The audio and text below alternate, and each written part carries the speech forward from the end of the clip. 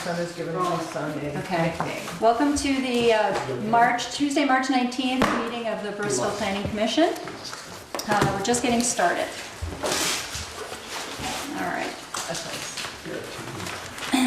Welcome, everybody. I need to, if we could actually make a shift in the agenda.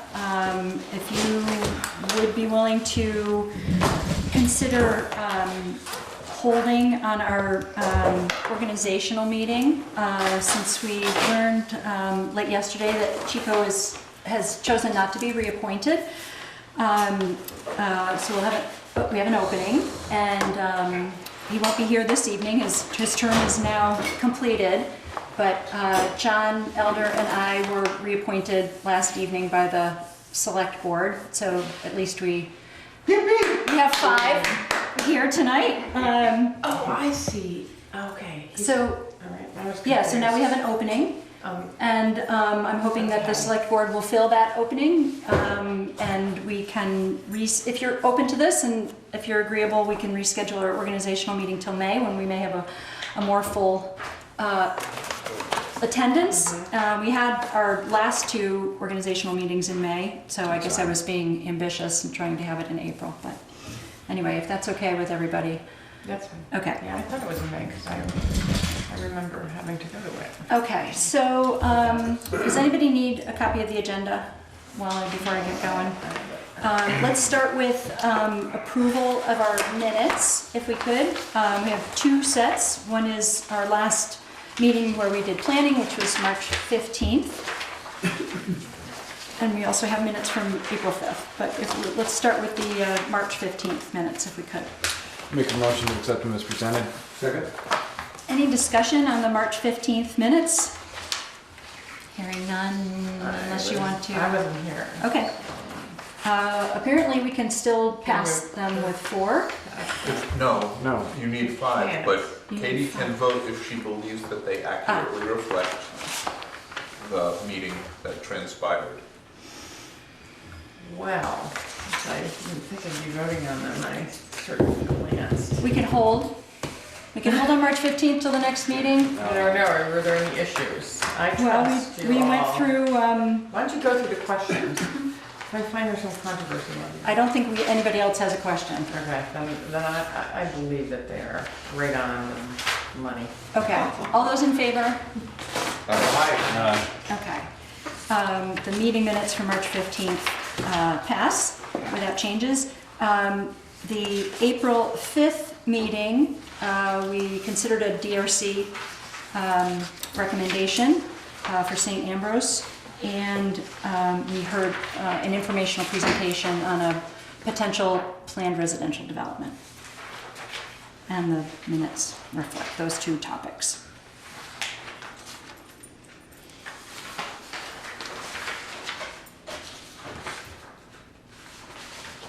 Make a motion to accept them as presented.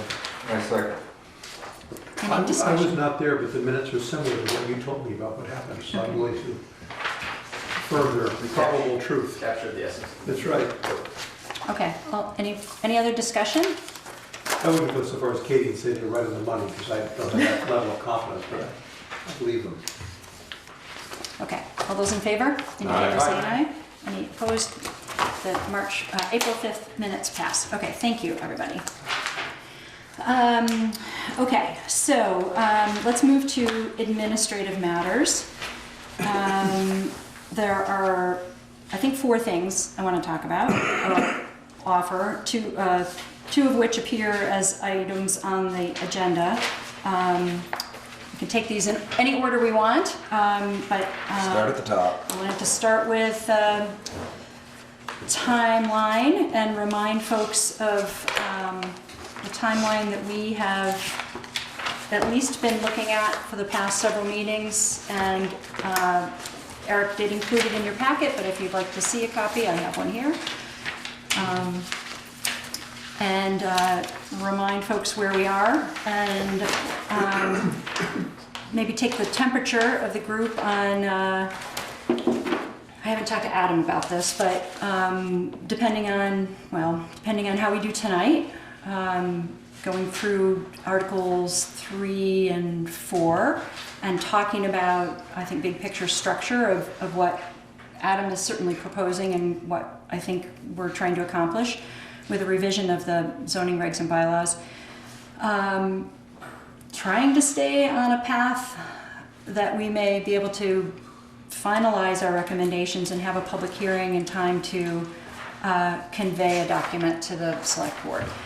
We had the chance to talk to the select board again not that long ago and shared the timeline. Therese asked that we stay in very close contact with her to make sure that we're on track. And I'm not saying that we have to sort of check off every one of these proposed accomplishments on these dates, but it may require additional meetings. We had one on April 5th, but we didn't do any planning. We only did a DRC recommendation and a PRD information. We may have other things that we have to do on our sort of off meetings, but I just wanted to sort of take the temperature of the group and sort of remind everyone that certainly what we're proposing is ambitious. We want to try to stay on track. I mean, it seems doable as long as we continue to be diligent in our work. I don't want to just slam through it just so we can make town meeting day and get sloppy at the end just so we can meet deadlines. Agree. I don't think anyone would want that. I also think that going basically for 2 months, knowing that not everybody will make everyone, Right, is the way to go. right. You We have know, to have 5 in order to make Yeah. a decision. I think that's good. We can meet with 4 and do work, but you know, certainly maybe that could happen in kind of an off meeting, maybe when Adam is here or isn't here. I haven't quite imagined how we might do this without you if it comes to that on an additional Tuesday, if it comes to it. Anyway, okay, you don't have to comment. The other thing I would say about this is, because I'm all in favor, I think you did us a big favor with that proposed calendar, but this process is not going to improve by stretching it out in time. It won't improve in any way. That's why we need to keep ourselves focused on it. Noted. Okay. Okay. All right. So, any other discussion, Bill? Anything you want to say? Okay. The other item that I've added, and I'm sure everyone's seen notice of it or received notice in the mail, which is a warning for a special election on a bond that would support Bristol water system upgrade along West Street primarily, and also allow for some stormwater improvements along West Street. And also what's new would be a continuation of town water, a town line from the far reaches of the West Street down to Lover's Lane in order to, a funny way of putting it, eliminate a wellhead protection area for development that may take place in the Stony Hill area. Currently being considered for development of a business park, and there's also the possibility of residential development on the north side of Lover's Lane down below the cliff there. So adding in a water line would protect the down below from, well, anyway, it would provide town water to that area. So the septic could go above. Right, so a septic could go above for the proposed business My park. only question is, why are we discussing it? I just wanted to bring it to our attention. Therese had pointed it out to John and me. It's not an issue that comes before the Planning Commission, but because we've been talking about and added in our town plan and supported a town plan that included support for the development of a Bristol business park, or a business park at that location at Stony Hill, I would think that it would be of interest to us. We're certainly not in a position to advocate for yes votes, and I'm not doing that, but I'm bringing it to the group's attention. And I'm certainly aware and supportive of the conversation and personally supportive of the endeavor, and appreciative of Therese as the town administrator bringing it to our attention as important to the development of the Stony Hill area. And I think as a member of the ad hoc committee attached to the proposal for the proposed business park. We are members of that, and Yeah, this is and something have that we interest should all in it. know about and understand, and people ask us questions about it, we need to know what's going on. Right. We're supporting the business park, I assume, as a board, we're supporting the business. We park. have long-standing And support we wanted to work. for the business park, and this basic project has been planned for West Street for some time, but without it, the business park couldn't be developed. Right. So I think we have a very strong interest in it. It's tricky because it's a lot of different things. It's not just the business park, it's West Street. But it's also a lot of money at present. Their 1903 lines on West Street are really leaking hard. So I did notice, that's not a planning commission issue, but it's Right. an issue that I think is I important. think it's important too when people ask us about it, how is our response, and, I mean, we should have an opinion. Or just at least know what's going on. Right. It's a threefold piece. I mean, the West Street line is a must do. It's just a matter of time before it really catastrophic fail. The tying into woodlands does free up eliminates the lead protection area. My only concern, and the concern that has been brought to me a number of times, is we're bonding and doing improvements for similar to what we did behind Prince Lane, where it's public dollars enhancing private property. Because without this water line, that piece of property is useless and undevelopable. As soon as we run the water line down through, it now is a developable piece of property that Mr. Harper and or his associates want to develop. So we as a town are gonna, many times if you want to build, or anywhere you want to build, you pay to have the water line onto your house, to your project. You pay for your infrastructure. The town rarely absorbs infrastructure costs. But we in Bristol seem to absorb it all the time. Well, you could, and we don't need to go into great length, but you could look at it from the other side too, which is, we could never get off the dime at Stony Hill. We asked for a business partner, we couldn't get one. Then we got one. And the odds are, the whole issue is, can we do a business park that would significantly increase both employment and the tax base in Bristol? So it's not just, it's definitely not just supporting a private business developer. It's a town plan where we call for, Right. so the question is, have we calculated it accurately? Will we get the employment, will we get the tax base? But that's why we're doing it, and that came first before the private. And that's the numbers that haven't, the ROI on that water line is how long? And nobody has that number. And those nebulous numbers are what make a lot of voters, especially, luckily this is gonna hit before the next tax bills come out, because the next round of tax increases are gonna happen. Then we'll have yet another bond. We're going to the well an awful lot. We're gonna tax ourselves out of our own community, and asking for private development to do private development and public development to do public development, to me, is common sense. But that's my personal opinion, I admit, and it's not necessarily the correct opinion. I would gladly say that. I want to support, or just, because that question comes up. I've heard it, I saw it on Front Porch Forum, and it's a question that's hard to answer if you haven't been in the process and all the conversations all along the way. The town, the big response before I even got on the planning commission was, we need more commercial, we need to be able to have more jobs here, we need to be able to, generate employment. So that's been a big push ever since I've been on this board. Almost annoyingly so. But here, I think it's a great accomplishment of not just the board work that people have done in ad hoc committees, and then basically created a public-private partnership, which that's what it is, and however, you can look at it, I don't know all the numbers either, but it seems like it's a really great thing for our community, but we have to make it work, and it's trade-off. And again, I agree with you, that the benefits potentially outweigh the cost, but the cost justification has not been brought forth. If that's developed, what is the tentative plan? What is the potential property value of that? Yeah. How's that going to offset the cost of this bond?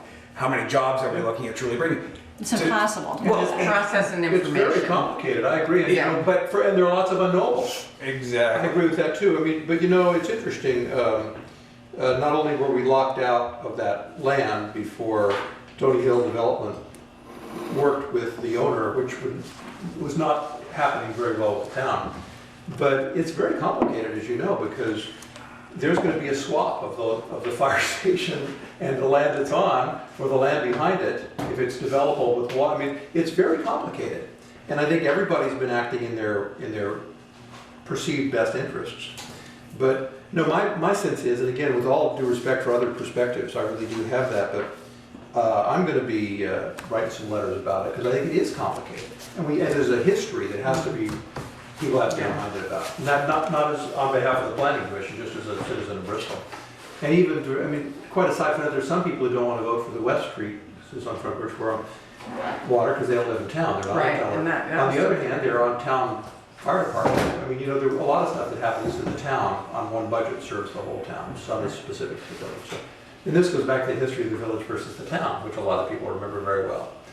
There's a photograph in here somewhere of Governor Dean signing the thing. But anyway, Oh, yes. but I think it's good to touch base with this. We won't talk about it much more tonight, I'm sure, but because I'd like to say, I'm going to be saying some stuff on the Front Porch Forum and the Addy Indy as a citizen to talk about this history. And others can do what they like. But I'll be clear that I'm not an official voice of the Planning Commission, so I'm on the Planning Commission. Okay, well, thank you. I really appreciate the conversation and the chance to bring it up and bring it to everyone's attention. One thing that Adam asked for is some time at the end of our meeting tonight to do some official business From myself, from my contract. with for the, state. right, Yes, so as the I need Addison 10 or County. 15 minutes, and I think it can be quick and. Right, and I sent out It's very late straightforward. today the attachment that Adam, is that okay to Oh, share with absolutely. everybody? I've got copies, Okay, but. all right. so If you don't have a copy, this is what it looks like. Okay. Me either. All right. 65 pages. I know. Anybody? That's what we'll do at the end. So make sure we leave enough time to do that. Okay? All right, thanks. If everybody's open to that, if we can Yeah, save some time to do that, that would be great. Okay, I think that's it for administrative matters. And we talked about postponing our organizational meeting. So, with that, Do I have one thing for? oh, sorry. All right. Robert Fuller came back and Oh, okay. said he's interested in still pursuing, so I, A planned residential development on North so I'm Street? working with him to make sure that everything's in line. I told him the things he needed to get done. Okay, So he didn't seem to have any kind of timeline, he's in no kind of hurry, okay. but we're But he progressing. wanted to pursue the, Yeah, but at the same time, he threw out Application. that possibly he'll sell it to somebody else or. okay, So he's in the same place. okay. Okay, thanks, Eric. I wanted to maybe bring up something that maybe we could talk about at our next regular meeting, and I'm sure Adam has something to say about the whole solar issues and you know, the issue of the net metering.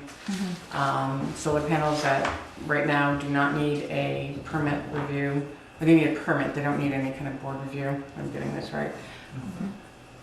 But that does not mean that they don't need to be shared with planning commission and town, and this is what maybe I'm wrong, but this is, Notification. there should be notification, or there could be, and that's something that maybe, and this is obviously from a situation, but, or a case where it's possible for adjacent property or the town to go to the public service board, and they have a advocate group that helps people work through. Navigate the process. Well, you're shaking your head. I had a long conversation with some people there, and people who do a lot. Okay, maybe I'd like to talk about it at some point. Well, certainly solar to get the is a topic information. that's coming. Okay. It Right. is currently in our section 5, or article 5, but we will talk about that as either general regulation or special case regulations. To the extent you have the ability to do it. Right. So here's the question that was raised to me last evening. I got a call in the middle of coaching a little league, my phone rings. And the million-dollar question, and maybe you can answer this. Somebody wants to place a solar project on their property. It was previously conditional use planned out property, they cannot ignore the conditions that were placed on the original plan that was approved for that piece of property and just slap in something that would drastically alter their plan. Is that correct? They still have to adhere to the original conditions that were placed on their property. Is it tied to the grid? Is the solar development tied to the grid? Is it net metered? I think so. If it's the same project we're talking about, Oh, yes yeah. it is, yes it is. I would say that basically the Public Service Board's jurisdiction overrides any jurisdiction that the town would have. And When it's related to net metering? as long as it's tied into the grid. Okay, well, that was my question specifically to a consultant who is a landscape architect who works all across the state with the Public Service Board, and she was under the impression that you can make a case if the town, if there's, you know, enough, but it's just, So that's the all that answer is, I don't know. You can make a case. Right. So before the Public Service Board, so you Right. can intervene in that process That was and what I say was- that, you know, this application does not comply with the orderly development of the town of Bristol's town plan because it's here and we say we want this, this, that, and the other thing here, whatever the plan says about it. So that's criteria B1, order, basically compliance, not compliance. They have to give due consideration to the town of Bristol's town plan. And then B5 contains basically your aesthetic elements. And you could use your town plan in there and perhaps your design review district. Because my very specific But question you would- was, if it's net zero, do you even, or net Metering. metered, do you even have an option to do that? And she said, Yes, you Yes. have an option to participate, assuming that you can show that you have an interest that is being affected, you can pursue party status before the Public Service Board, or it's probably not the full board, it's probably a it's hearing not the officer. board, it's an It's a advocate. hearing group. officer, Yeah, You have to be quick about it, and you've got to be you quick have to about be quick it. about it. because they So- can submit it and you won't get notified. And the question she asked me was, is the information shared with the planning commission and all that? And that was something that I was gonna talk, but it can be, Can be, but it doesn't have to. Under a threshold, under 15 kilowatts. but it can be, and that's to the something I PSB think clerk. that maybe we could say, we would like to hear about them. If these permits, these applications come to you, that we would like to hear about them. I don't know if that is an option. No. Well, Clerk, that's, you could told ask, me that. she felt it was. you could ask Eric for them, but But you if we can't don't know demand, about it. you can't demand that the applicant serve you. No. No, I think you're asking for them from the zoning administrator. Yeah, from you, I don't get notified either. if it comes to your desk. If It if doesn't. it happens to come in. That's what I'm talking about. Well, it's just a discussion, a friendly discussion. I think that it would be good for us to It's have, coming. even though we've started it. Yes, it's coming. Okay. Okay. And just FYI. Chris, with that your project question, is I asked not- Kevin Brown from the ZBA that specific question. We had a conditional use permit on that property. And he said, so his opinion was that if the solar panels negate one of the conditions, then the conditional use permit is null. Right. So if you had a conditional use permit, say you had to have 18 parking spaces and you took out those 18 with solar panels, then you wouldn't have the conditional use permit anymore. That So was you'd his be out of argument. compliance, the structure, the use would be out of compliance with that. Right. The use of the That- property. That would actually be the only leg the town could go back. But- That's more where I'm going with. Right. I don't think you can stop the That makes panels sense. with it, and that's not the intent of it. But we've said that in their plan, you gotta have, this is a parking lot. That's what that's what we were So this is a very told. specific conversation that It- I but- think is appropriate for Yeah, tonight. yeah. But I'm saying in general, or if they, we'll go somewhere else. It was gonna be a septic site, and they decided to do this instead. If it was a conditional, if it was a condition of the conditional use, you can revoke the conditional use permit, but you can't stop the panels from going in. That is correct. That's all I needed to know. Oh, really? Okay, so we should talk I think I about, wouldn't want- if you have questions about this very specific situation, I think we should talk about that. Outside of the meeting, because it's not a No, topic, that's- it's not actually- it's not an application before the meeting, Right. and we are coming up to talk about solar when we get to Okay. Article 5. That is not tonight We'll necessarily. actually get to conditional uses tonight, and it actually would be a pertinent discussion. Okay, but not that specific topic. No. Okay, so let's begin where we were about to begin. Thank you for the idea and the topic, Okay. and we will come back to it. Okay. So Adam has provided us No. with a lengthy attachment, some of which was Articles 1 and 2, which we have acted on already. So the attachment included 1 and 2. We left off in about 3/4 of the way through Adam's proposal of Article 3 during our last meeting, and we asked him to do some work in 3. And so he's done that and So- finished Article 3 and made a proposal for Article 4, which we're going to start on tonight. Do you have a question? Yes. The Where are you starting, Chris? What are you looking at? back in one of the, it was talking about the overlay district for the downtown. Right, we're starting there. That's where we're starting, correct? Yes, Okay. okay? Yeah, Give me a actually, page number. No, not yet. So we're let- still doing our, we're I'll still. get there. Yeah, if I may, just real quickly, the maps, I made a few little changes to the maps. None of them are, I would say, substantive, but they reflect what you actually have.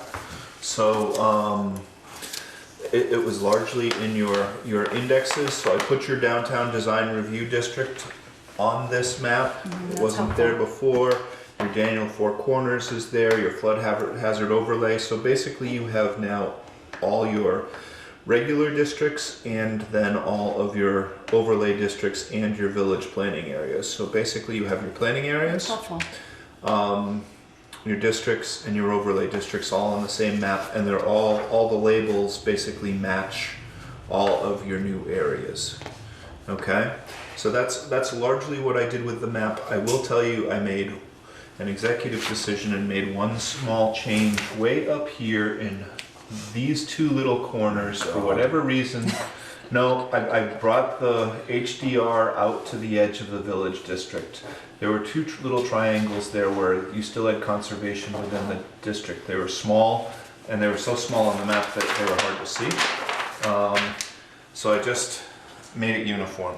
All right, well, I'm going to go back and sort of review that before we bless the maps, but That I like corner the was a effort. disaster. Thank you, though, but I like this, Well, you I don't like have the- to make any changes to it, but it made sense to me. okay. Well, I like And they're the very small. adding the overlay districts for clarity. That's really helpful. So for your information, you can see that and that, and I think it might have just been I think we wanted to go there, and I think when we drew the lines, Kevin missed it somehow last No, time. we could So I certainly go just back to brought it our up. original and look. No, I think yeah. I think for some I reason brought we it spent out a to lot of the edge time of the talking about village it. area. Yeah, we beat that horse pretty bad. I think it's fine. I think it's good. Yes, sir. It's not like I'm making it In more restrictive. the wording, you call it the downtown design review the DDR, and on that map, you call it the DRD, just let you know. Drat. Okay. Rat. Downtown design review, and what do I call it? DRD, downtown design review. So, all right, I need to swap those out. Thank you. Okay. No worries. Eagle eye. Good. All right. So let's zoom out for a second, Adam. Yep. Do you mind? And talk about what you're trying to accomplish, because I had the chance to review this and talk to you about this, and it. You're talking about the regulations overall. Yeah. Okay. Yes. Okay. So I think what would be helpful to do, without dwelling on it too long, is sort of help remind people of your intentions, which are not to necessarily go clearly, obviously, page by page with our current regulations and update them as is. What you're proposing is a reordering of the regulations document in order to prepare something that can be more user-friendly or intuitive in its use. And that is informing your work to shift, for instance, the downtown designation section up into 2 or 3. To put it with all the other districts. What is Article 10 moved up forward? I mean, these are all in alignment with this idea of a more user-friendly document. But I think it can be confusing if someone isn't sort of following that logic. And the more you can help remind us of that and point those out, those moves, because as we get into farther into 3, one of the things that you and I talked about was the fact that you've eliminated existing 4, you've moved it to 1, you've sort of designed 2 and 3 to reflect a zoning permit applicant's process of going through the process, so the flow of it reflects a sort of more logical use in your mind, certainly, and you're advising us on this process. I'm more used to it now than I was maybe in our first couple of meetings, and I'm really liking it, but I want to make sure that you're articulating that really clearly to the full board and to the full commission, and that people understand and are on board with that idea. Excellent. I think you articulated it very well. I basically want it to follow a flow, and I want the most important information. If you're an applicant, this is it's a daunting document. Your existing one is this is the same, and so it's got a small Article 1 is really just, all right, what does this do? What's our intent? Where's it applicable? When's it effective? It's just basically your governing things. Article 2 is kind of the meat of the zoning districts. All right, where's my house, or where's my business, and what can I do there, and what are they looking for there? So that's why I moved all your uses up into Article 2. I think it makes sense to move your downtown design review districts and your overlay districts into Article 2 as well. I haven't moved the floodplain yet because that's a big beast. So we may do it, we may not do it. Is there other state level regulations that are differently applicable there, and that's why it deserves to have its own, or They should all have have its own? some state level. Why and that? It's much more, let's just put it, it's a big section, so I didn't take that on Okay, right I'm away. reading it. But I felt the downtown design review was small enough that I could make it fit. So take your existing language and make it fit with all the other language in Article 2. And make it very similar to the overlay districts for corners. Daniel's Four Corners. Thank you, Daniel's Four Corners that we created. So I did that, and then fit it into the process where either it's reviewed by the Planning Commission or by the DRB. So I've moved it there. I do have another change for you there that I'll get to in a minute, or proposed change that I'll get to you in a minute. Then I want to go to Article 3, and Article 3 is kind of the meat of your process. So where's my house? Article 2, where's my house? Or where's my business? What can I do there? Article 3, well, how do I make the changes that I want to? Assuming that I can, what's the process that I need to go through? Do I go to the zoning administrator, the simplest level, or is it a site plan, or is it a conditional use, the kind of the higher level of the town process? So I hope that moves in a relatively logical progression. That's my intent. And then basically Article 4, I'm going to break that down as well, because it seems to me currently, and we haven't gotten there yet, but there's just a lot of stuff in the general regulations, and there's no necessarily your current ones, and there's no rhyme or reason for it. So something could apply broadly throughout the town, and something might apply, say, only to gravel pits or gas stations, but they're all in the same place. And it doesn't, the structure of the regulations don't lead the user to find them. So I'm gonna, that will be the section that will be how I change for. I'm not looking to change a lot of your regulations in 4, and I'm gonna tell you right now, your homework for next meeting is, I'm gonna ask you all to look through your current regulations and identify the sections in your current Article 5 that you believe, or 6 or 7 or 8, that you all believe we need to talk about. So if nobody wants to talk about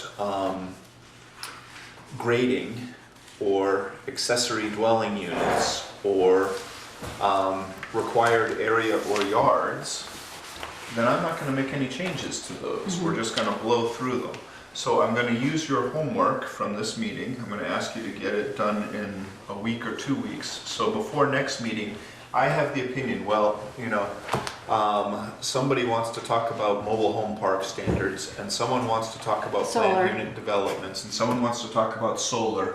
And if it doesn't make that list, I'm probably just going to use your existing regs unless I see a specific problem with it. Okay, so that should help narrow a fair amount of our work in Article 5. And Eric, I'm as interested in you because you apply these, so you're more familiar with some of the problems in some of these little things that don't necessarily come up a lot.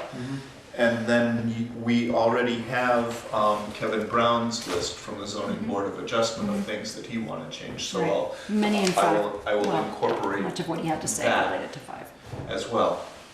And I've And just we need to read, make, I was just gonna say, we need to make sure to tell the members that are on here, right, so they know ahead of time. Okay, well, I will send you an email after the meeting, basically asking for and I've just that. asked Kevin to relook at what we're working on and asked for a moment to tell him what we're doing and where we are.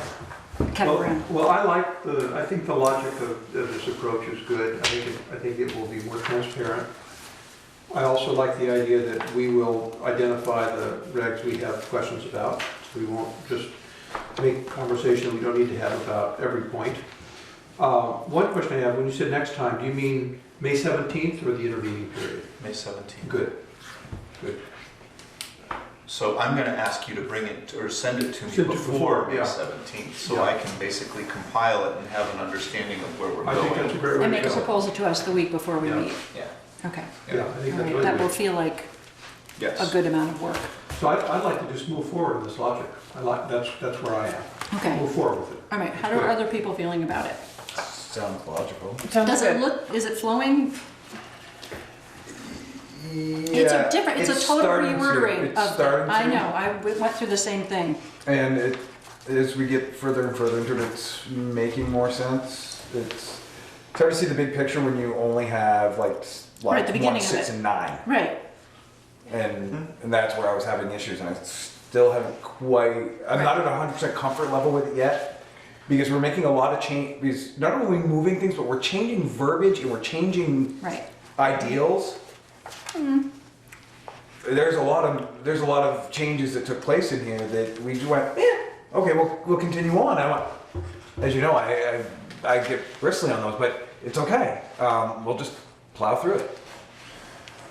So Article 3 has the most moving parts, and it's the most confusing because it's process. Yeah. Basically, it's which board do I go to when, and what do I do before then? So we're doing it tonight. Feel free to ask questions on I We're have a finishing que- it tonight. I wanted to just make a comment about that. I was thinking when you were discussing it, and I like that process, and it made me think of kind of like an identification key, like, a tree key, or, where you actually have to key something out. It's like, okay, I have this, go to here, I have this. So, and I don't know if maybe, and maybe that will be in the intro to that chapter. You mean like a tree? You mean Not, actually a tree? no, not really. But, well, maybe we could even maybe do a diagram. Actually, that occurred to me also. And so that, if you are, if it's simple, if it makes sense, because that's kind of how you were talking about it. If you're coming for this type of permit, you go to the zoning board. That sort of thing, instead of, people ask me all the time, it's like, well, what do I do if I need to do this? And what do I do if I need to do that? You don't have to have this memorized. That's the thing. I mean, I think it's a really important, and And it just makes it vibrant easy- document that yeah. you can, and it is okay Usable. to look at and go like, Yeah. every time I have a question or I think of something, I'm like, okay, I gotta look it up. I live with it. I You mean, know, you have to be able to this look it up. blue You book don't have to is my claim to truck. you don't have to have it memorized and you Yeah. don't have to know the process. And I- He might, but I don't And I necessarily think think we that do. one advantage of just plowing ahead now is this will become concrete when we start working with Article 3. It's abstract at this level of our conversation. Let's just move. Well, we're halfway through. We Yeah, made great but progress let's on just get back finish. to it. Okay, That's what I think. all right, So so, that's all I wanted to say. Okay. Maybe we could actually have some sort of graphic that would be really, because sometimes when people look at it, they see like, the very first. I can probably include a diagram of the process flow. It would probably be helpful. One thing we talked about a while ago It's was helpful for actually people in the, simplifying down to, when you look up your use, I mean, it's not hard. As you said, here's my house, here's what I want to do. And at that point, it's 1, 2, or 3. It's one of 4 options. Permitted, not allowed, conditional, or site plan. right, And if it, whatever it falls in, here's what you do. Here's your packet. Right. And this, they should be able to walk into the town clerk or have it emailed to them. Here's how you apply for a conditional use. right. Voila. And that's the document they work from. And that's nothing we put in here. This is, I mean, these are regs. These aren't hand-holding documents. Right, Eric has some materials that are more clear and Well, helpful to people, the worksheet. We don't necessarily through have to put steps. the flow in it. The flow might help. And, I do want to draft these regs for the users. Every person should be able to understand why they're doing this and how things logically apply to them. So, yes, they're regs, but we need to make them as logical and functional and user-friendly as we public can. document, Another because, item on that, I refer people back to the document as much as I can. Teach them to fish instead of fishing for them.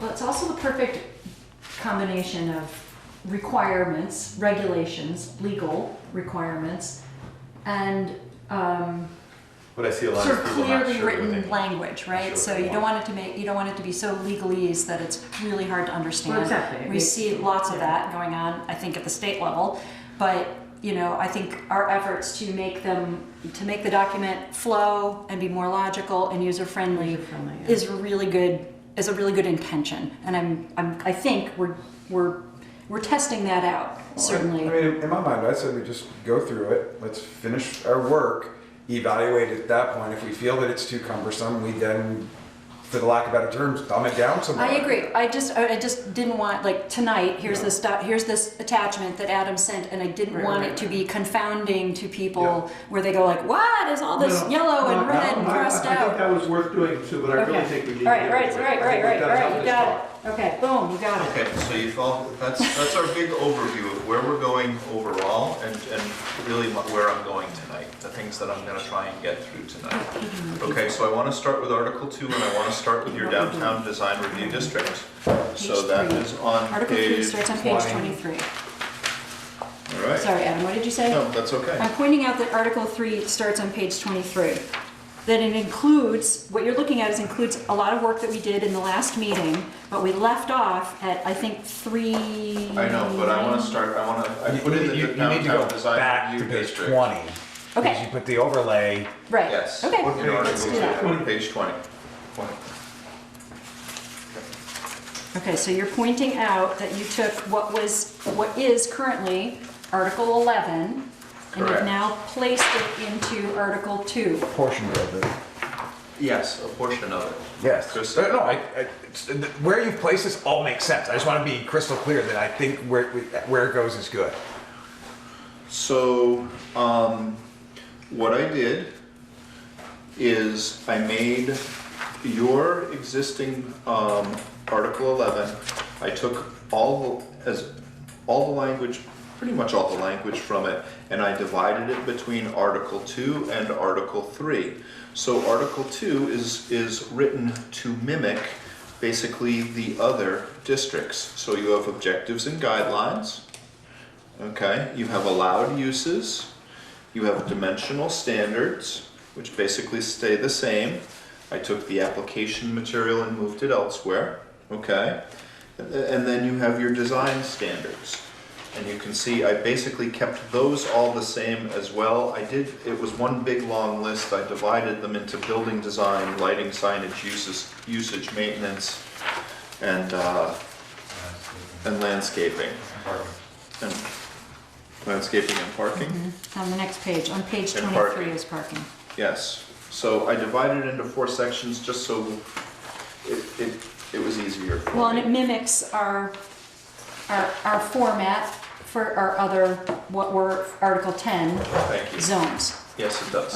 I must have printed out something. Okay, do you want a packet? Well, one of because my mine? 20 is not the same as your Okay, 20. all right. So Why don't that we is use my this? confusion here. All right. Seems to be holding Oh, people you're up. you're Okay. way forward. Well, Here you go. Here's a there whole were new one. two downloads and I printed out the wrong one. All that wasted paper. Okay, put that away. Ready to Thank go. you. Okay, so like I say, in Article 2, I really didn't change any of your standards. I took the language from Article 11 in your downtown design review overlay and put it in the format that everything else was in. Okay? So if everybody's okay with that, I'm gonna move off of Article 2 and go to Article 3. You're not okay with that? Not even close. Okay. The allowed uses Yes. is completely off base. The allowed uses. Page 20, allowed uses, section B. The first part's fine. Second half is where it goes completely off the rails for me. It says uses deemed conditional uses in the underlying district will not be allowed within the overlay district. We might as well just strip. Oh. Damn. Can I get that from the library? That's. Clearly it was missing. Oh yeah. No, Chris, you're right. You are absolutely That was- right about that. That was language from the Daniels Four Corner. Oh, yeah. And I misapplied it. You know what, I missed that, Charlie. That's exactly right. It's off. Because what it does is it basically takes our use table, and makes it for the block commercial useless. Basically, Exactly right. none of it changes. Yeah. Yeah. So yes, you are absolutely right. So it should be, so it's allowed uses shall remain the same as the underlying district. Yes. Yep. Exactly, because there are two districts within the design review at least, correct? For the yeah, there's ROC but predominantly the village business. Right. But all of village business is virtually in that, and only part of ROC is, so. Shall be allowed in the overlay district, period. Because in the objectives and guidelines, the very last line of it says, blah, blah, blah, does not affect the zoning regulations governing the uses of properties within this district. And in the next line, we govern the uses Right. of that district. Yep. Okay. So yes, good catch, thank you. Now are you ready to move? No. All right. We changed, it appears the design standard section, I made a note, I marked it, I didn't make a note. I can come back to that one in a minute. The only other one I had was on the parking. So Bill, we're on page. 20. Well, we're catching Bill up, I'll reread this and figure out where my issue was. And we're talking about, we added the design review district, overlay district into Article 2, which New contains Article all 2. the other districts.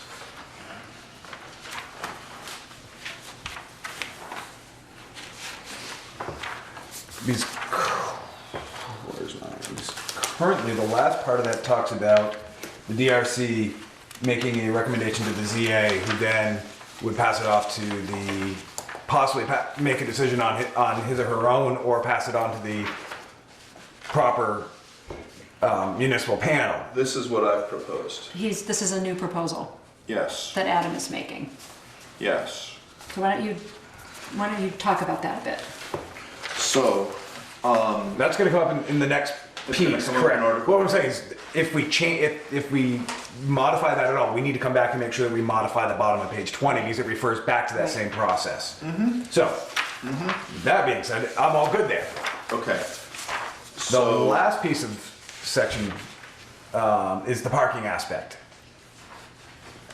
Okay. That's something new that was added that wasn't in our original design review, correct?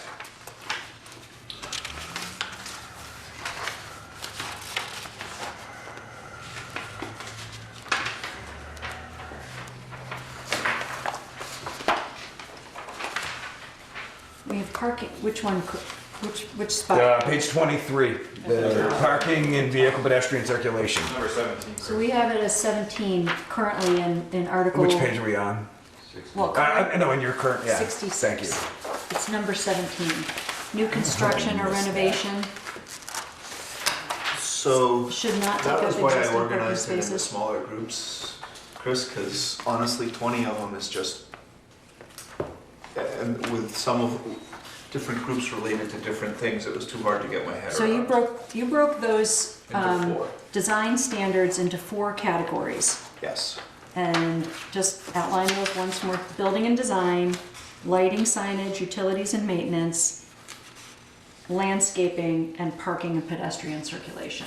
Right. Those are the 4 categories. And there should be a total of 20 there, so 1, No. 6 plus 1, 2, 3, My other 4, question with it is, 14. the very first line of it is, this adds back to the gray area that we try not to create with these documents. We use the word should. It says new construction or renovation should not take up an existing parking spaces. That's what the old reg says. I know that. Okay. That's a pretty nebulous. Why bother saying it if it should do it? If it's not a regulation, if it's a recommendation, why bother saying it? Okay. Can I take up parking later? We will. Okay. And that may change this, because I'm hoping we get to basically parking standards for everything. And this may actually come out as far as the parking portion of this may come out. Okay. And I've got some parking stuff for you for later. Perfect. Can I make What just a comes quick later? comment on that? And it's this for the should. In this case, it's the design review committee, which is not regulatory. So maybe should works better there. I'm just throwing that idea out because It's a good point, Kate, it's, because you they're know, they're making not- recommendations. yeah, they're not saying yes or no, they're making recommendations. So don't PC uses the same criteria. Yes. So Well, we're that we're was- gonna get to new parking criteria, I hope. Okay, I do wanna go back to page 20.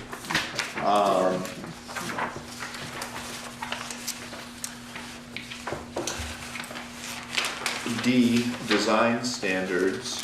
Basically, the second sentence of the design standards line, and that says the DRC shall review a project to determine if the proposed development substantially conforms to the following standards and make recommendations to the zoning administrator for projects involving permitted uses or to the appropriate municipal panel for approval as part of a project requiring site plan, conditional use review, or other reviews. Okay, so this is a change. Yes. What is your intention here? So in every district, there are permitted uses that the zoning administrator can take care of. There are basically conditional uses that go to the zoning board of adjustment, and then there are site plan reviews which go to the planning commission. Okay? I am proposing that the design review committee's recommendations follow that path as well. So, if someone is proposing to put on new shutters in the design review district, so they're changing the outside facade of a building, and therefore, basically within the design review district, they need to do something new. But in any other district, changing shutters is basically something that Eric's going to be able to permit as a permitted use. Do you? Or not at all? I was saying, No. you don't even Or get accessories, shutters. you know, Yeah. I mean, in all honesty, something like that doesn't. It's that's good. relatively small potatoes. So what I'm trying to do is make the small projects in the design review district that need to go through the design review process If they're really small, they just go to the zoning administrator. If they're small, permitted, you know. If they need a conditional use, then the design review committee's recommendations would go to the zoning board of adjustment. If they need a site plan review, they would come to the planning commission. But, so it's trying to, I guess, take some workload off of you and take some burden off of the applicant for really small things that should probably just go through more administratively. So one of the things this was the first I sort of understood that was your intention, and I'm wondering, yesterday when we spoke, and I wonder if this is something that, or if you have sort of knowledge of comparable towns that are trying to accomplish, a simplification of a process without diminishing design standards. So one thing we're not trying to do is eliminate a step within the downtown design district, but we're trying to perhaps simplify a process, allowing an active ZA, which we didn't have when this was created. We had a town administrator, but we didn't have a zoning administrator. I don't know, maybe that is why our current regulations are written so that everything that the DRC does still has to come to us, even if it's something simple like changing siding or changing color. Which to me seems extremely redundant. I mean, why do we have that board in the first place? There's some statutory language that basically states that the design review committee is only an advisory committee. Correct. And as an advisory And that doesn't committee, change it. it can't basically make Act on. decisions to act. But what I'm proposing is they still do that function, but then the thing that they are reviewing would go through the channel that it would go through in any other district. So if it's a permitted use, it would go through Eric. If it's a conditional use, it would go through the zoning board of adjustment. If it's Right, that's- So It would we'd see only be a virtually PRD. none then. Yes. well, unless it no, was you'd site see plan everything review. needing a site plan Oh, review. no. So if someone, Yes, because we've introduced site plan now. so if someone were Have we changing, introduced site plan in So to village clarify, business? based on what's happening in the building, because the uses are what the building is doing. So Yes. like shutters are something I would never see, but say a Well- restaurant on Main Street is a site plan, they want to change their shutters and it goes to the PC. So it has to do with what's going on inside the building, whether the use, quote unquote use, is a conditional site permit or an allowed. so Because the actual thing that's changing, so if you paint or clapboards or whatever, isn't really in the ZA's wheelhouse to begin with. Does that make sense? Who signs up permit? except that in your design review district, the design review committee, if they change shutters, they're supposed to, if they change colors, if they change roofing materials, if they change. Yeah, the DRC is gonna get them all to begin with. The question would Okay. be then, I have to pick the appropriate place to send it, either me, PC, or ZBA. Right. And that would be based on what's occurring inside the building, So, not the shutters. right. Well, I would, only if it's a change of use. So if I own a restaurant on Main Street and I wanna change my colors, right, I'm not changing my use, but I'm changing my front door, I'm changing my yeah. The way facade. it's Go worded ahead. in here is Let's that continue down this path. projects involving permitted uses. Well, the beauty is you've only got like 5.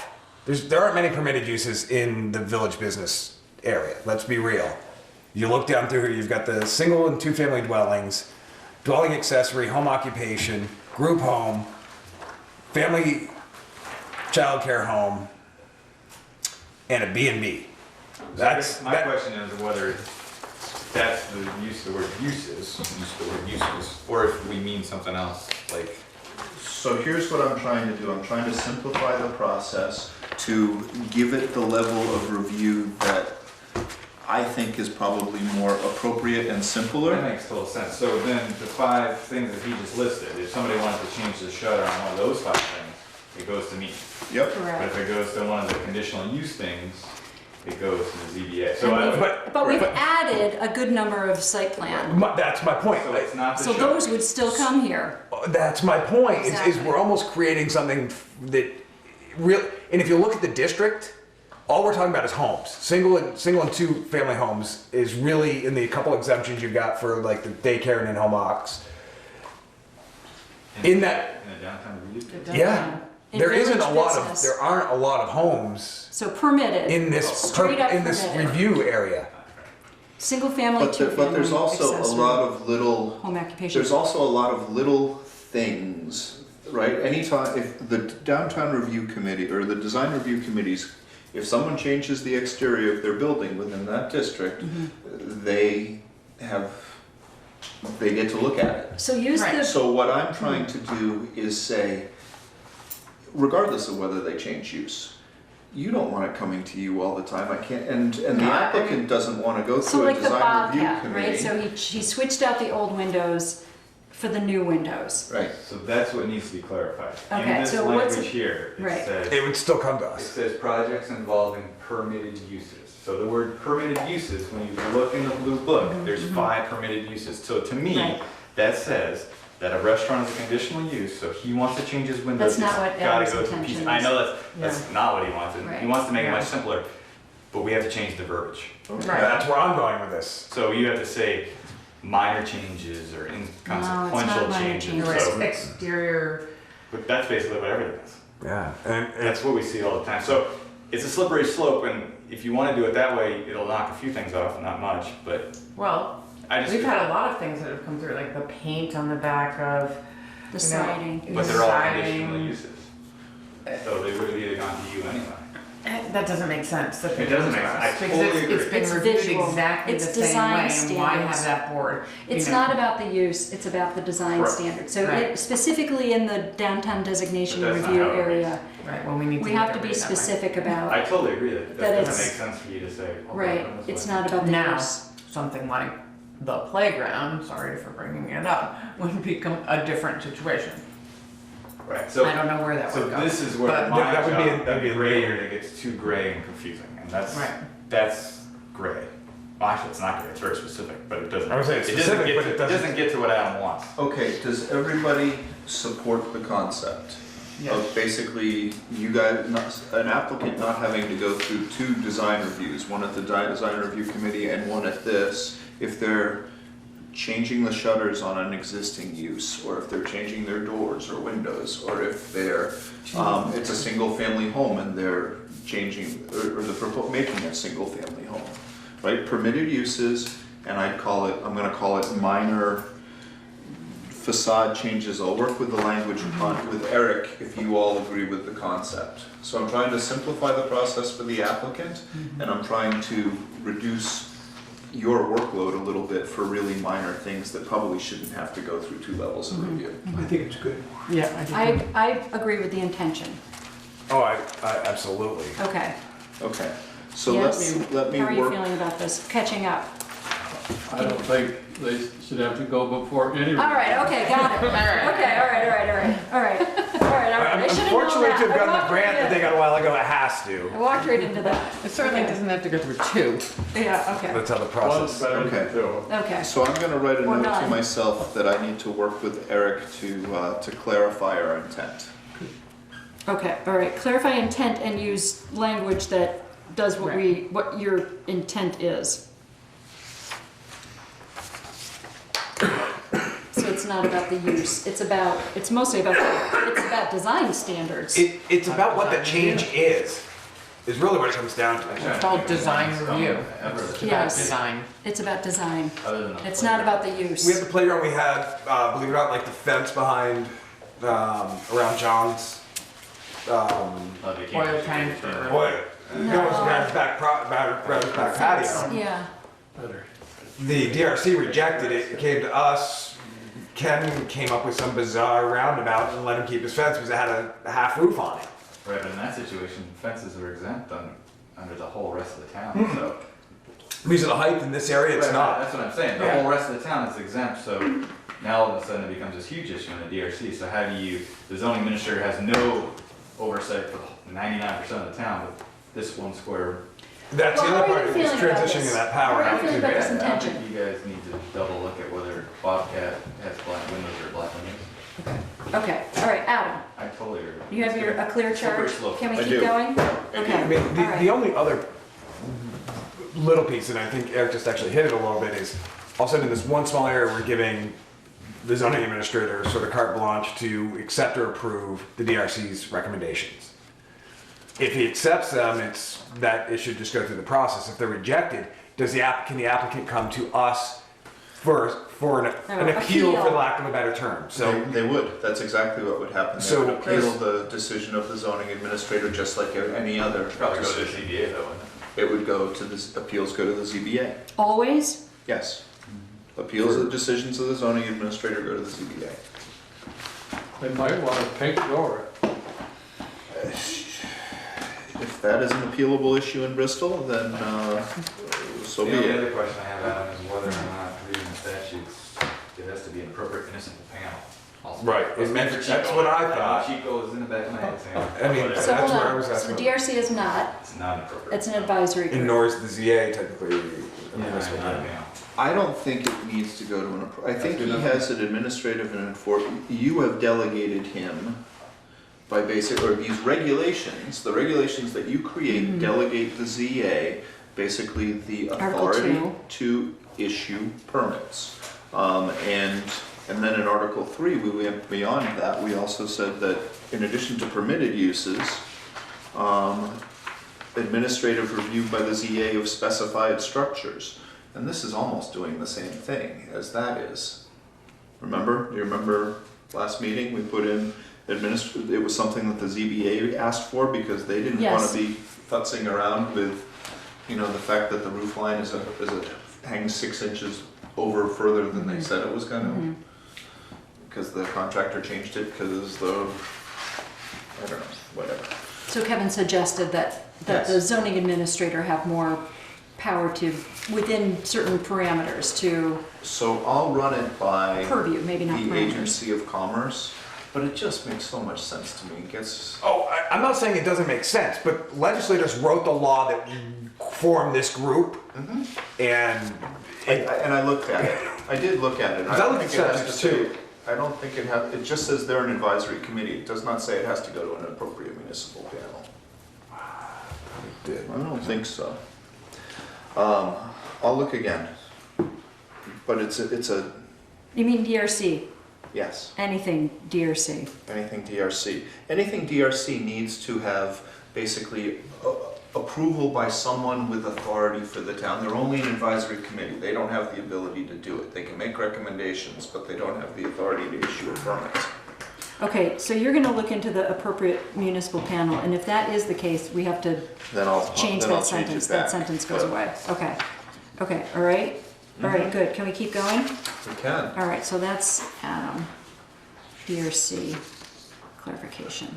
Okay, Okay. keep going. So I'm gonna walk you through Article 3, and if you get to a place, we've been through a lot of it before, but if you get to a place where you have a question, yell out.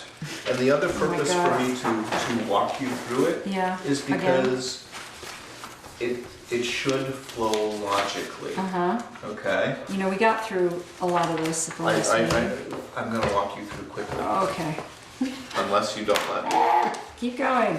All right, so Take your Article time. 3, administration enforcement application, we start with exemptions. All right, do I really need something? Does the town really have this authority? Then we go to the zoning administrator, right? Because, Yes, Slow the please. process down. all right, Conversation John and I had about rooftop panels, rooftop solar panels. Should exemptions be a place for those? I think we should, because it's hard for me to imagine how they would not be permitted. Ground-mounted things are different, more complicated. Flat roof-mounted panels are permitted, and I think that it's a waste of our time to have applications required. but that's for flush mount, right? Flush mount roof panels, Right. So that's- If they're at all on, that's different. that's what I want to make sure. What's the, You're what's the saying, going? when you say flush, you don't mean flat roof, you mean flat on the roof. Parallel- You parallel mean flat roof. on the roof, okay. got it. The beverage. Yeah, Yep. What's No, the, I agree, what is I the agree. going thinking on that, Eric, or Adam? It's the law. So Um, John and I's discussion, basically, So add it it's in like for a 64 clarification. square foot shed. You theoretically, you go to this, you say, I have Adam's flow, you go, I have this, oh, I don't need to call him, and we're done. Right, So which is a it's change. a way to, right, you not a don't need to change. provide me any notification, you don't need to fill an application. So you're asking that I add Oh, no, I'm an just additional exemption? For flush mount rooftop solar, Yes. I'm putting it out on the table to be debated. Okay. thank you, Eric. Eric is How bold of neutral. He's neutral. Good luck with it. I'm gonna sit back here and take notes. So John, it sounds like this came from you. Yeah, Eric sent us a anybody- memo on solar, Mm-hmm. and I responded to it and said I didn't think we should ask for applications for things that were permitted. Oh, And he said, yeah, but unless we know that the other things, like conditional use and so forth, is We touched covered, on this at the then last then meeting. problems are gonna arise. And I said, so we went back and forth, and Eric, he was great, very responsive, very detailed, very thoughtful. Then he wrote me back and said, well, how about if we just think about saying, no applications are needed for flush-mounted roof panels, and other things will, we might get back and think about it this way. Because it's not a structure on its own right, it's part of the building. Yes, and That's the difference. well, and furthermore, even beyond the logic, they are permitted. It would be Right. very hard for somebody to do one that we would turn down, Right, because there are no other factors. right. Yeah, so. This conversation started at the last meeting when we Yeah. talked about a process by which Eric could be notified of intention for things that are normally exempt, right? Ag is my big hang I know, right. So, I think we want to maybe not use the word application, because it's not an actual application, it's a notification. That's one of the things that, it's one way that we would be able to sort of support Eric in his interest in knowing more detail about proposed projects without requiring an application, which seems Right. unacceptable, I think, from our last meeting, and your issue is related specifically to solar. But is there a way to find a medium ground to help Eric in his interest in knowing about projects going on and not using the word application, because indeed it's not an application Yeah. Well, for things that are exempt? I had an exchange with Eric about this by email, and I said just that to him. Yeah, And he said, you could tell me about it, not representing you, right? He said, I think it's good to have an application, because then that really is what gets the notification. And then we can see if there are actually problems that might interfere with the permitting of it. But what I'm hearing, but he said, except for the roof, flat-mounted roof solar panels, and Eric's suggestion here, as I understand it, is put that in here as an exemption. Which is certainly the largest portion of solar installations, Right. are flat-top roof panels. Yeah. So they are permitted, Yeah. and it's very hard for somebody to do that in a way that wasn't permitted. right. So, Adam, what you I like thinking that on this? idea. Is that accurate to your I proposal? think flush, as long as it's flush mounted. Flush mounted rooftop roof is- raised, I mean, I don't Flush think mounted there's a situation- rooftop solar. Yes. We're not talking about trackers. And we're also not talking about things that stand up on, that are racked up at a different angle from the roof. Right. It's got to run parallel to the Yeah. natural ridge line. I think that would be good, and I think that would be a big portion of the solar installations, and are not going to be controversial. It doesn't presuppose anything about the other. What do So you would think? you expect a notification on those, or? No, I think with those specifically, that I don't think there's enough of an issue, would be similar to the 64 square foot building. I just don't know about them. The problem is, it's theoretically somebody could read the rooftop, stick up a non-flush one, and then there'll be issues down the road, the same way somebody could build a 68 square foot building and think that they're, Yeah. So there's always a little bit of room for them to misinterpret the rules, which I always like to have me interpret the rules and then push it back to them, but Yeah. I think that, like you said, there's not enough regulation on those that it would make any difference. It would go with the fences and the other small house, or small buildings, that I think it would be not be an issue. With the pole mounted ones, I think there are some issues that, So you still I would want to have rather be- applications there, in fact? Yeah. Yeah. all right, is it two different things we're talking about? Yeah, so when you get to solar, I Okay. think you need to address the pole mount. So the exemption is specifically the flush mounted roof All right. panels, and it would go down like an exemption. number Adam, 6 what's or your something. thinking on that? I'm gonna, if you all want it, I'm fine with it, I'll put it in with an asterisk, and I wanna think about it within the larger conversation about solar and what's exempt and what's not. Okay. Okay, let's add it for now and then not forget that it's in there, okay? So, And I'm making a note as well. I just have one question about that. So somebody wants to put a flush mount, do they have to talk to you at all? Or they can just go do it? Right now, I've kind of gotten the community to notify me, so I'm talking to the solar people that are putting them on there, and I'm probably pushing my authority a little bit, but at least to give me a heads up, I don't charge them a fee, and we've obviously never said no, but just to give me a heads up. We've had anybody that's installing any kind of solar of any size notify or fill out an application, and it may be just a notification that they're doing it, and then we say, sure, you're good. And that seems to work. How do people know to do that? Most of the time, the solar Oh, the people installer. who are installing it, no. Okay, all right. So the company okay. says they come in, I'm telling Okay, them. all right, because I don't go and do it, right? An Yeah. installer does, and they're used to, all With pole-mounted ones, right. That's there a are different- state That's a different- setback regulations and other issues, but with the roof-mounted ones. Alright. And it's just because of it's just come up in the last year, they just started popping up Yeah. everywhere, so Yeah, well, we tried to regulate them, but it may be that we just kind of pull back and say, you're good. It's just such a new thing that we kind of wanted to at least get our mind around what was going on, similar to tent garages 10 years ago. Everyone thought they were temporary and just left them there forever, and they decided to implement them as accessory buildings and have to permit them. So I started with having to permit them, and then we'll back off. Yeah. if it The becomes- difference there is that the solar is permitted on state level on the tent garages. Yeah, well, I mean, the state really Depends on doesn't, the the state size. doesn't really have any say with the smaller buildings, it's all No, town. but I'm just saying that's where the analogy breaks up. But anyway, I think we've come to okay, a can we good keep going? immediate thing in inserting that. I've got one, what I would propose we do for that exemption is, it would be heights, and I'm looking at 4412, required provisions and prohibited effects. So it says, notwithstanding any existing bylaw, the following land development provisions shall apply in every municipality.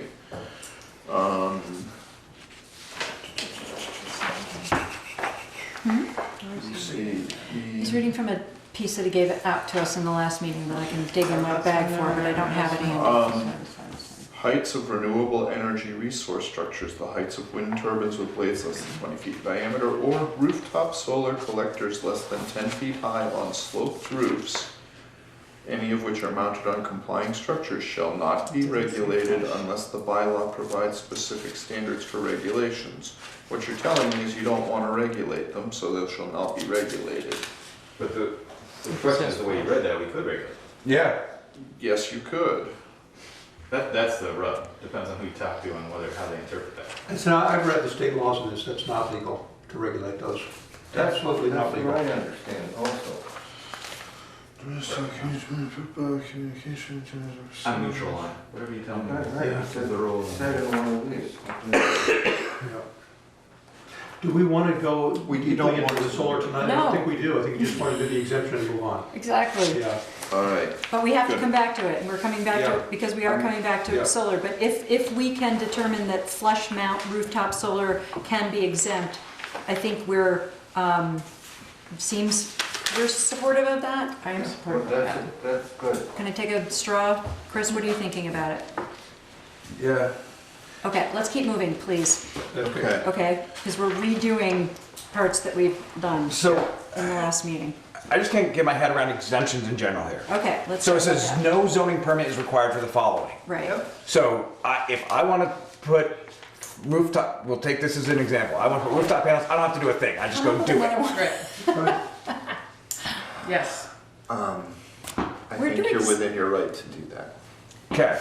If you're gonna put a hedge in, you. Did you say yes? I don't have to. I don't have to notify the town. I don't have to do anything. It's just. It is what it is. Eric likes to get applications so he can see that, yeah, you actually meet the exemptions, so he applies everything fairly. So he requests that. If push came to shove, I think you could probably tell him you don't need to do it. Well, what Eric has just said is he's willing to make this an exemption, so nobody has to put an application for that anymore, which I think Are we're you questioning done that. exemptions? And as a General. whole, Okay. so here's where I'm going with Okay, this. come on. We've allowed sheds not to need an application. We're saying no solar, but somebody wants to do an ag project, they have to they have to notify and apply. Depends what that ag project is, isn't it? A lot of ag There's a lot of ag activities are stuff in permitted. here that, what is an ag project? In Just number 2 did here, this. we went over this last meeting, and I beat this to death, but I'm sorry. We require them to know, all that the statute says, they have to notify the town. And Eric was saying that I Said it prefer, has to adhere to the, And abide by the setbacks, with Abide by it, the setbacks. unless they get something from the Secretary of the Agency of Right. Agriculture. Correct. Which is I what thought this I thought we says. resolved that one at great length last time, didn't we? so Chris's point is, you know, He wants that, exempt to be exempt. Exempt is exempt. It's not, some stuff is fully exempt and some stuff is half exempt. Well, no, we just made a distinction again. I don't know if we want to get all into the solar, but in terms of the solar, Use a different- what would affect the pole mounts, for instance, is stuff like clearances, parking, septic, and the like. It's not permitted universally, but there's no factor like that impinges on the flush roof mount, which is why I think that saying let's make that exempt without an application makes total sense. And I just don't know if we need, I remember the discussion. I made a lot of cogent points. A lot of people did. We reached a resolution, and I don't think we should go back to it. Right. We spent half our meeting But on it it's- last time. exactly, but it's related to this It in that, is not a parallel in ways I just described. I could describe it again. It's very clear. There is no setback issue of any I'm not kind. debating that. It's about the notification issue.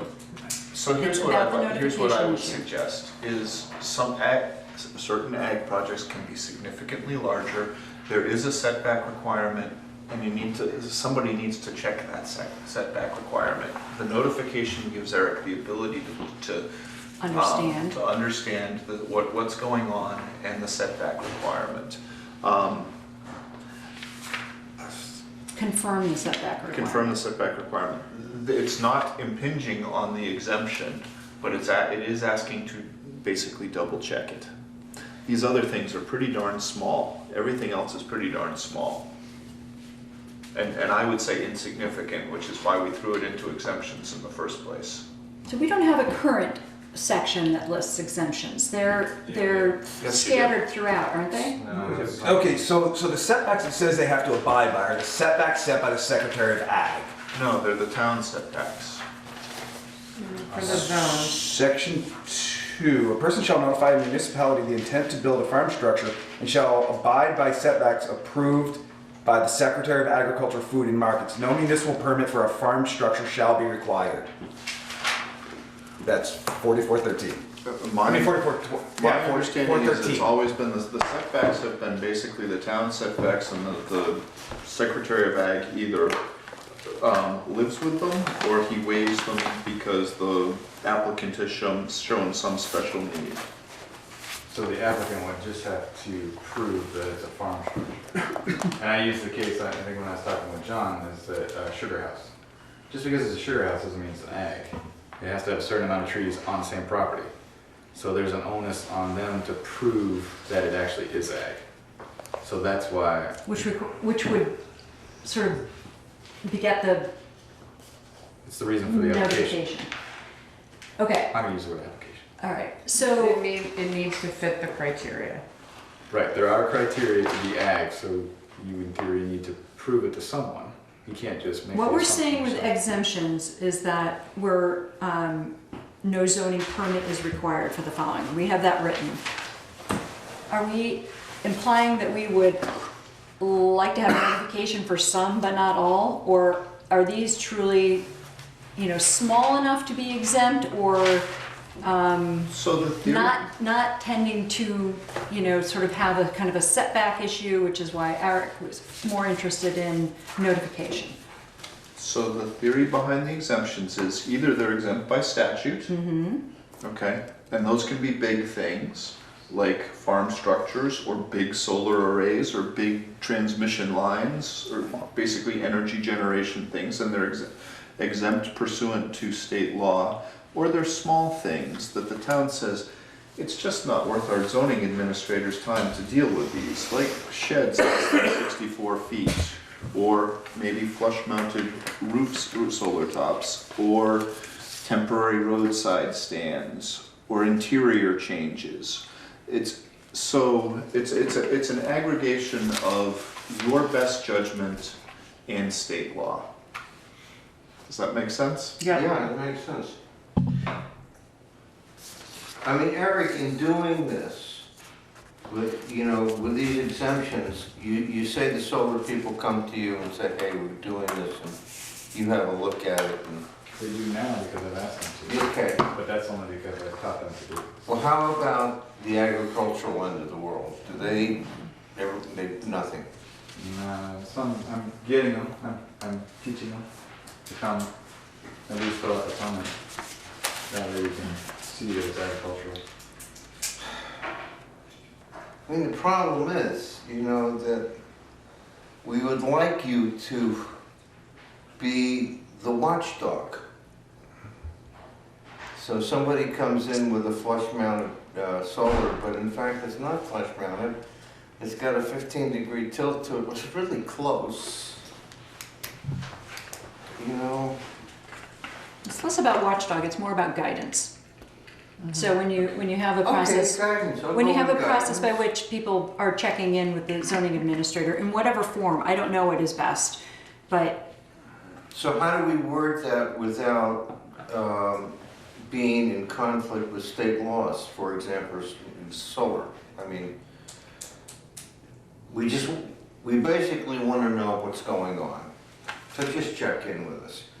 But how can we legally get that done without going in conflict with what Montpellier is telling us to do? I think Eric's got a good practical solution. While it might not be completely legal, I think it's a good practical. I do too. I think it's a practical solution. we're it's not on writing it camera. in here. But we're not writing it in here. We're not writing it in. Okay, can we move on? I'm sorry. I think we should move on to. It's Okay, keep going. whatever. Good. We have just now reviewed Okay. one section of what we did in the last All one. right. Now. What I want to do, I'm exempt, therefore I don't need to go any further. Or, section 310, zoning administrator, I'm gonna go to the zoning administrator. This talks a little about Eric's powers, what he does, he's there to help people. I need a zoning permit, okay. So fees, the select board establishes the fee schedule, the zoning administrator will give them the fee schedule. Application for a zoning That permit. flows well. This is what they need to do. Good. Action by the ZA on an application. If he can do it, then he does it. Move them now. Posting the permit so people know it, effective issuance of the permit, how long it lasts. This is almost like the key you were calling for, isn't it? It almost works like Yeah, that, in my but- opinion. Some people don't want to read all this stuff. That makes, they just go, you know. Really, eyes I roll. think going. this one's pretty clear. Keep going. Really. Okay. Keep going, roll. Certificate of compliance, I did what I said I'm gonna do in my permit. Abandonment of a permit, this is when we Time. put in, Back on the oh, CFC. C's. okay, I was waiting till you got to where we were. all right, good. Hey, I made it a whole page. You made it 2 pages. Again, I have a hang up with the part where we're talking about going out when the footings are poured, which is fine, except for it doesn't, I'm not okay with it, but as a group we said we keep it, but it does not belong part of the certificate of compliance section. Where are we talking? You're not gonna, section 327. 326, Page right three. after, page 26. Page 26, wrong, 26. Within 7 days after the notification that the building structure, premise, or part thereof is staked and is about to have footings poured, and again, when the building structure is completed and ready for occupancy or use, the ZA shall make inspection of it. That's really not part of the compliance. That All right, first, so let me ask you this. If somebody pours a concrete foundation and Eric goes out and finds it, what's he gonna do? not a thing. Well, actually, yeah, there's not a lot you can do. There's not a lot you can do. So this puts in what I would call a practical step that basically gives him the ability to ensure compliance in a timely manner when he still has the No. ability to do something. You're missing Mike. I already said I've lost that battle. I've accepted that we're gonna go out and babysit the town twice. I'm good. I don't like it, but I've accepted it. What I'm saying is it doesn't belong in the certificate of compliance section. That first visit, he's not going to issue the certificate of compliance. That's my. It doesn't. That's my only concern with it. It needs a different home. That one piece. The rest, Where should it live? my meeting pay doesn't pay me enough to make that decision. So you took, I like it there because it outlines the steps. You're gonna need your certificate of compliance and you're gonna see me twice. And if I get there and your house is in the wrong spot, then I'm not gonna give you a certificate of compliance and your mortgage company's not gonna sign off and there are gonna be ramifications. Because I get these questions all the time from mortgage companies, is the house compliant? And I have to say yes or no. If I say no, they're not gonna mortgage it. Because they're very uptight about this. I do lots of these things. So in reality, somebody's gonna build a new house, okay, so they get the contractor out there and he digs the trench. Do you go out and see? Now, no. This gives me more teeth. When I came into this position, there's this weird conundrum where we have a certificate of compliance, which is basically a mortgage company saying, do you have any outstanding issues with this? And prior to me, basically, they said, I don't have anything on my agenda that says I have any issues, sign off on it. Really, there should be a site visit with that. Then we have a certificate of occupation, which we talked about, the distinction. Yeah. That's when I go out, you said you have a project, I go out and look at it, you put your house in the wrong spot, you gotta do something with it, or you gotta move your permit, you gotta do something, or else I'm not gonna give you a certificate of occupation. Occupancy. So what Adam and I thought was one certificate of compliance, you go out, you do the site visit, you check to make sure they adhere to the permit, and then you sign off on it. I think this is logical, that you do want people to know before the concrete if it's in the right place. In terms of, just a proposal to speak to Chris's concern here, if in the 1, 2, 3, 4, 5, 6, 7th line, it says shall make a preliminary inspection of it. The point of this is, you go out before they pour the concrete, you make the compliance certificate after they do it. I think the logic of wanting to do both is clear enough, even though that's not strictly speaking compliance, but if you say a preliminary inspection, maybe that allows us to move on, because I don't know what else you. That would work. Does that work? That actually would Okay, work. let's do that then.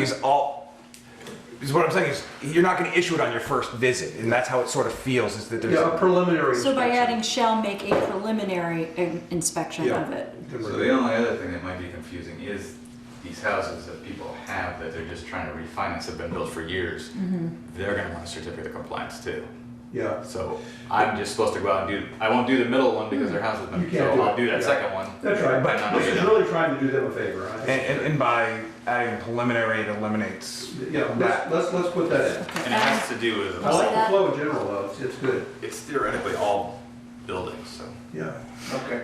I think So, John, you're just put in a word preliminary before inspection in the 1, 2, 3, 4, 5, 6, 6th line, beginning of the 6th line, preliminary goes before that word inspection.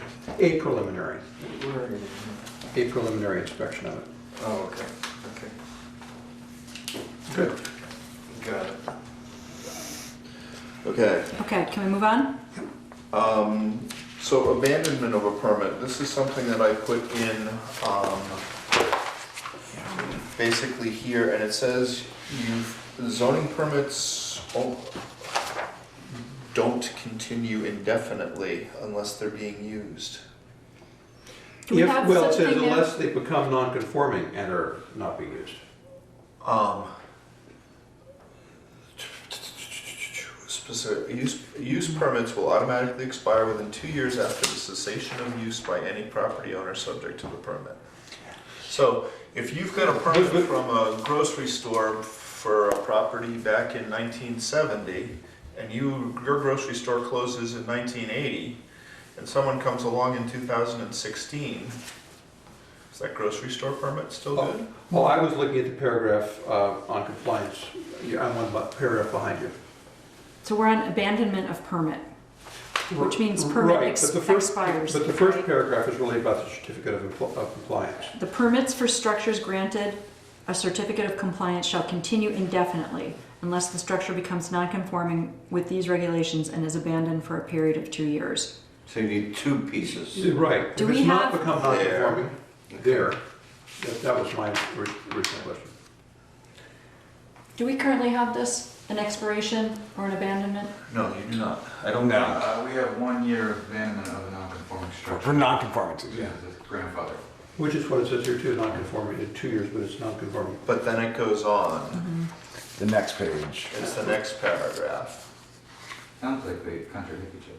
So A little what bit. is This, the I actually had necessity this of this? marked as explained, so I was very confused. What's when I the read it. necessity of this? Just what John said. Well, for example, Roy's Automotive, it was a garage on Plank Road. It was a Mhm. non-conforming use. Mm-hmm. It went dormant for a year, Mm-hmm. so they lost their ability to be a garage, and they weren't allowed to be a garage anymore. So you kind of age out the grandfathering. Does this, When that does this- I see that, but how about the second piece? Use permit will automatically expire within 2 years after cessation of use of blah, blah, blah. That I'm confused about. All Okay, right, Adam. so I would say that, let's say I have a grocery store, I have a market in town, and I have a general store. And I got a permit in 1970. That general store is a permitted use, it still is a permitted use. I went out of business in 1980. Should a new owner or a new person be able to come back in 2016 and open up a general store under my old permit? Or should they have to go through the permitting process again? They need to go through it again. Oh, so that's it. The first paragraph is about buildings and That, stuff. that's right, I was just thinking that. So a structure becoming a non-conforming structure would be kind of hard. Yes. Okay. Yes, the first paragraph is Got about it. structures and the second paragraph is about uses. Right. Alright. Permits for structures granted, permits for uses, okay, shall continue for a term specified within the permit conditions. Use permits will automatically expire within 2 years after the cessation of use by any property owner subject to the permit. Cessation of use, what does that mean? Out of They stop business. using They it. stop. It's like it's being closed up for Question that 5 you years. clarify. Cessation of permitted use? Yeah, well, would it clarify this if it were permits for uses of existing structures? Just to make the contrast with the previous paragraph, which is about new construction. Permits Because for- that goes to Adam's example about the grocery store. So permits for existing structures. For uses Oh, sorry. of existing structures.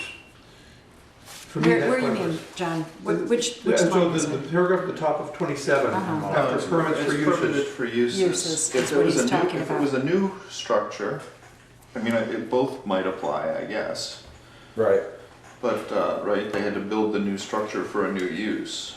So a great example is Rocky Del Pizza down by the Twin Bridges. Right now, that's not a conforming use. They've lapsed our current standards for a restaurant there, so that's gone. But let's say it was conforming, the building, but nobody's been in it for a while. The building burnt tomorrow. Could I, on the same permit, replace the exact same structure and open a restaurant 10 years later? As long as Without I, going through the process? that's what I'm saying, No. and that's what this is trying to curb, I assume. Yes, this is trying to say that if basically you haven't used it for that use in a couple of years, you've got to come back in and get a permit.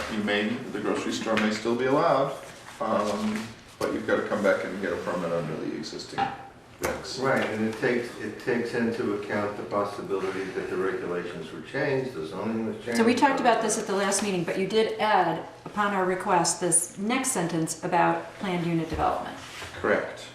Because we talked about that. So someone comes and gets a planned unit development, like our friend from the last meeting, and what if he doesn't act on it right away, which may be the case. And basically what I've said is if they file their plat with the town clerk pursuant to the requirements, and those are the requirements for filing of a plat, then basically it runs with the land. So those won't go away. So you don't have to develop your subdivision. That's very helpful. Because that's obviously a bigger project, you can't do it all at once and so forth. Right. I think that's a good addition, thank you. Yes. Thanks for pointing, I was trying to put that in context too, so that's good. How do we feel? Can we move on? I like it. Absolutely. Okay. Can you pass the cookies down here? I'll be here all night. They're very good. Why have them on the table if They're you're going especially to eat good, them? actually. Okay. Okay. Penalties, we did. You know, if you, What? no? Where are we?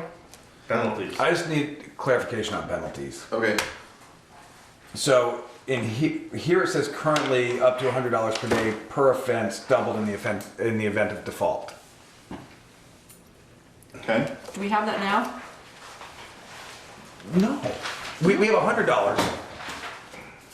but I just want to know where that verbiage came from, because actually currently the state statute is up to $200 a day, and it doesn't say anything about. It only talks about doubling it. It doesn't talk about per day. It talks about if you're in default, and then it says each day is its own offense, and I just need clarity on how to read that state law. So, do you have the site right there to the statute, or not? Yeah, I mean, You just told me what it says. yeah, I think I probably that. tried to paraphrase the statute, and it sounds like you don't like the way I. Right, if you look at the updated statute online, they just modified it to 200. Okay, And 7-day warning period, blah, blah, blah. In default of payment of the fine, the person, this is the other part, is where it's per day. I just need clarification on this last, if you go to 451, section A, the last, second to last line of that paragraph. And it starts with in default. In default of payment of the fine, the person, the members of any partnership, or the principal officers of the corporation shall each pay double the amount of the fine each day, each day that the violation is continued shall constitute a separate offense. right. Is that, if you look at the way they've broken out the new statute, those two lines are combined under one section. So it talks in the beginning. It can't be more than $100 or $200 a day, or $100 a day is how this one's the new one. Mm-hmm. But then it gets into the next piece. They've broken it out. Part B, they've broken out into more delineated sections. Every day is a new violation. And if you're found in default, it doubles, which is what I thought I said. So Okay. I'm good with it then. Penalties may include, this is Adam's language, penalties may include fines up to the amount listed in the statute at the time of the offense. And then And then in parentheses, currently up to Yeah. $100 per I day think that is clear. per offense, doubled in the event of default. But currently the statute is $200 a day. okay. Well, if it just, yeah. I mean, Should we In change here or online? You're Online, more, the you're latest. more up to But- date on your statute. Okay, so we should, is But the- it's, the wording is fine because it's saying It's a- listed in it's the a small statute C. at the time. This is the current thing, 200, and then that's doubled for default? yes. So okay, let's so just it's put down 100 that, to let's 200. just change that to 200, that Okay, sounds like. which is all you're doing is repeating the state With the statute, state. correct? Which it should be. Okay, and that I agree, currently is a small accurate C. to that, That's good. My only concern is, where I'm going with this is that Yeah. line should just be not in there. And the reason I'm saying that is Just reference the section. just reference the statute. In 3 By years, having it in here though, It, it it makes is, doesn't people- make someone go here, which is Right, like which illegible to me. But it makes someone realize, whoever, that this is serious and they need to. So that was the You were intent correct. of Okay. it, the intent of it was to Point give a out little the seriousness, emphasis to it. that there are penalties. That's why it's in parentheses. Okay, so we're changing 100 to fine. 200. Yeah. Okay, keep Good. going.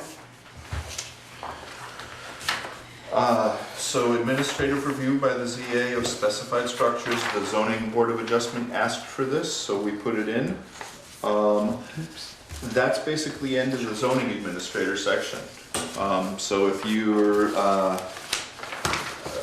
let's see, if you're doing something that needs an appropriate municipal panel, and I added advisory committee here Good. since the last time, because The Design Review Commission, which you can see is in yellow in section 333 on page 29, is something that I added in. So this is where the other portion of Article 11 went, right? Right. Some of it went into standards, another portion goes in here in section which describes the Design Review Committee, just like it had described the Zoning Board of Adjustment and the Planning Commission. Okay?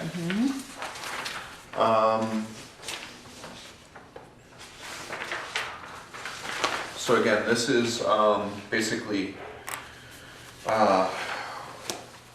what, and this comes directly from your regs as well, it's what needs a review by the Design Review Committee, and it's what doesn't need design review from the Design Review Committee. That's what you had in there, and I think some people were afraid of the Design Review Committee over zealously exercising their authority.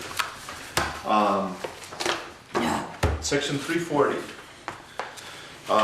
public notice and review procedures. So, appropriate municipal panels, they're all quasi-judicial hearings, whether it's by the Planning Commission or whether it's by the Zoning Board of Adjustment. They all need public notice and they all need review, basically. So you've got to put something in the paper for a specific amount of days. And then they all have review procedures within certain timeframes, and then they all make decisions, okay? So section 340 basically is going to apply to every type of decision an appropriate municipal panel makes. So every time you need to look at notice or process or decisions, basically 340 governs, okay? Right. And all of the specifics here under one notice procedures are unchanged. It's organized in a different way, but the number of days and so forth. They all come from the statute. Yes, Yeah, Eric was that's shaking his head yes. Yeah, Yes. Okay, good. I thought so. I just wanted to- Okay, so now we're into conditional uses, okay? So sections 350, 360, 370, 380, 390 are basically the types of review that your appropriate municipal panels will conduct. So they're conditional uses, they're, let's see, appeals to the zoning board, they're variances, they're waivers, and then their site plan review. Could I just pause there? Yes. I'm sorry. Where is the word waivers used here? It's not until section 380. Okay, It's another way to challenge it. yes. Go ahead. Are we good, John? Yeah, yes, thank you. I was just looking at 380 to see if it clarifies the distinction, which I think it does. That's always been a confusing one for me. Variances and waivers. Yeah, So, thank you. So, I'm gonna say 10 years ago in statute, since people couldn't get, or people technically should not have been able to get variances, but there were a lot of villages that, or camps on lakes or things where they were on small lots where they, you know, they wanted to put on a porch, it wasn't gonna hurt anybody, but they couldn't do it because of the size of the lots. And this happened in a lot of the historic villages, and it happened in a lot of the camps and such. They made a provision where you could do basically dimensional waivers. So I think that's what I've set up in here. The ZBA can, yes. So getting back to the ZBA can. Yeah. Yes. So, Can I, I'm sorry. Keep going. Go ahead. You're going back, I'm going back to conditional uses if I can. that would be great. okay. What number are you on?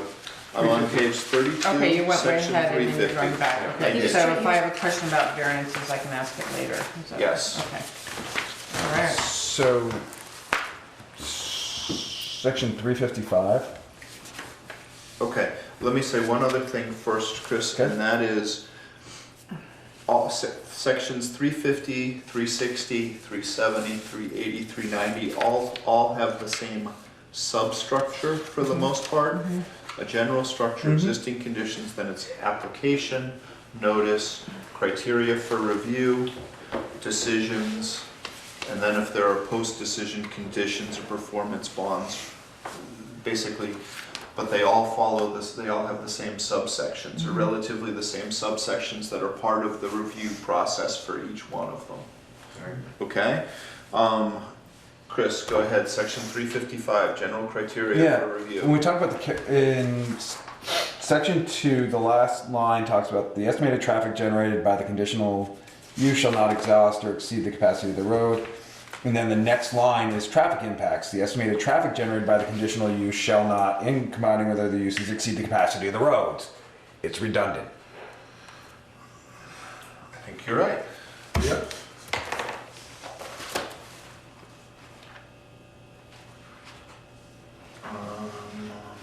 This is the great part about being an insomniac. Is it You read this the this one that we stuff have to this already? level. Really, when do you have time to do all this? Yeah. Maybe between fire and coaching Little League and everything else, I don't sleep. It's easier. Get away with it now. So I should probably take it out of the character of the area. And that would be my just leave suggestion. traffic impacts. Because regardless, Yeah, that's good point.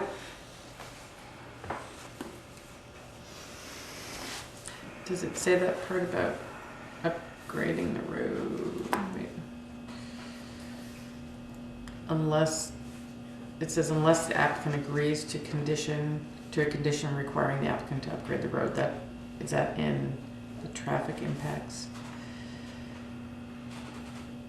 That's a good point too. To accept increased traffic, You it's could add limited to that conditional clause shall to not make be sure that exhausted whichever of or the exceed two the statements capacity remains of the has that clause. Yeah, I don't Right. see it. So move that last piece of that to. Unless. Yep. Okay, hold on. Good. So move the last piece of the character of the area section? Right, the last sentence. To the end about of traffic traffic. impacts. The estimated traffic Which generated we're by... taking out, but we need that last part of the sentence where Starting it with says the unless last. the applicant agrees to Yeah, that's a condition, very good point. a condition requiring the applicant to upgrade the road, that should be in the next, Yep. under traffic impacts somehow. Because it doesn't mention Adam, are you following this? yes. Okay, Just all the traffic stuff should be that. in But I guess traffic. it should just, I could say it. okay. I guess you can stick unless after the last sentence of traffic issues, where capacity of the road, the conditional use shall not. Is that existing language from our current regs? Yeah, and it should follow statute too. Conditional uses.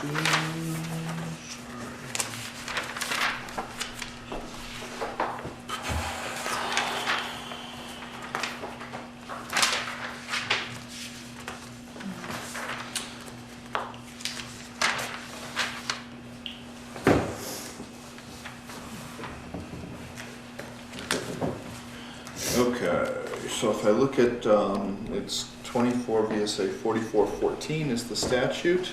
The things that basically, the general standards shall require that the proposed conditional use shall not result in an undue adverse impact on any of the following: the capacity of existing planned or communities or facilities, the character of the area, traffic on roads and highways, bylaws and ordinance then in effect, and utilization of renewable energy resources. Right, we've expanded upon A little what bit, our. basically the statute.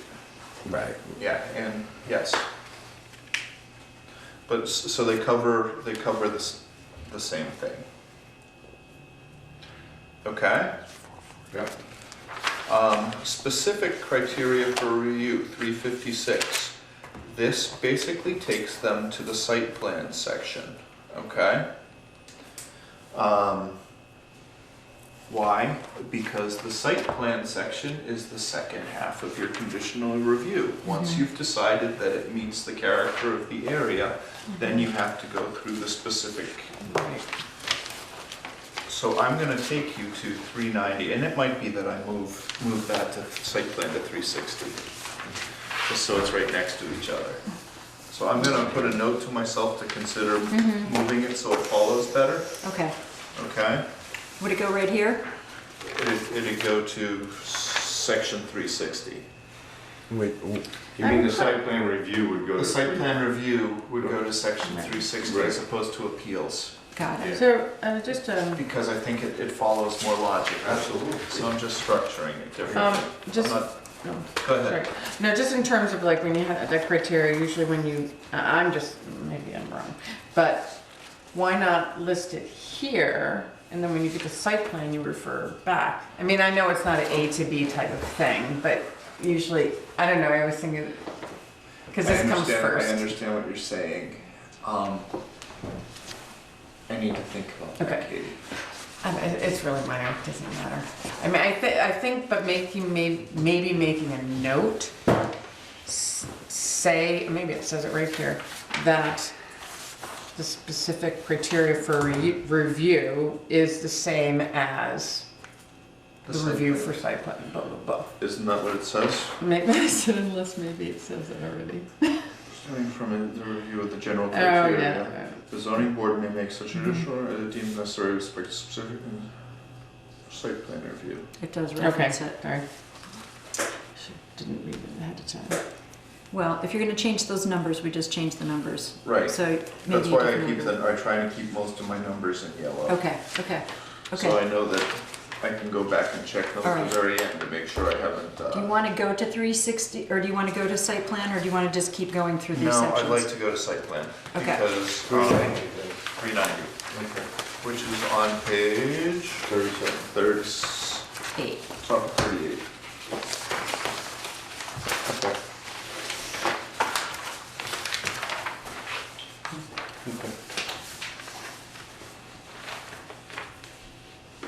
So site plan is new to Bristol, right? We've talked Yes. about it for a long time. We've talked about why we're doing it, but it's new. So I wanted to take some time tonight to basically go through it and make sure we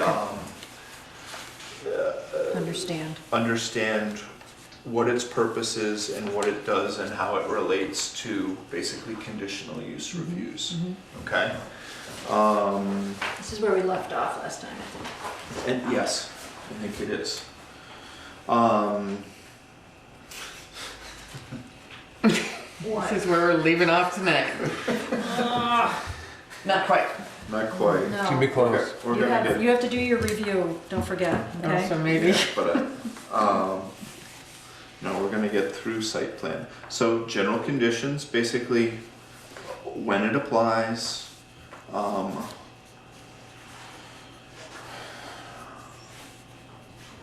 and then its relationship to conditional use review, right? Subject, commercial development subject to conditional use review shall also be subject to site plan review as part of the conditional use. The zoning board shall apply the criteria and procedure cited below as the second portion of its conditional use review.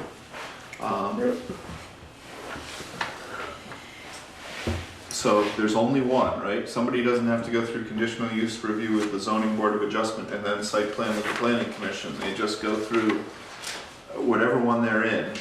They only go through one appropriate municipal panel. Yep. Okay, applications for site plan approval, basically your application criteria. You'll notice that I added a section, applications within the downtown review district shall also contain the following information. And this was from your former Article 11 as well. Basically,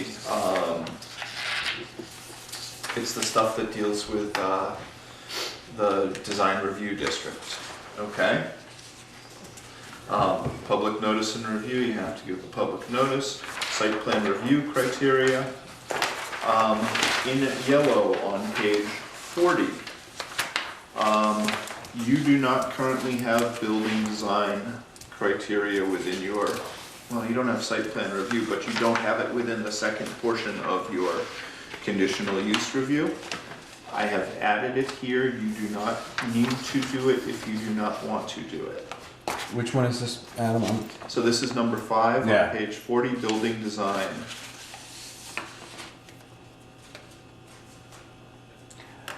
I had a hard time with this one when I read it.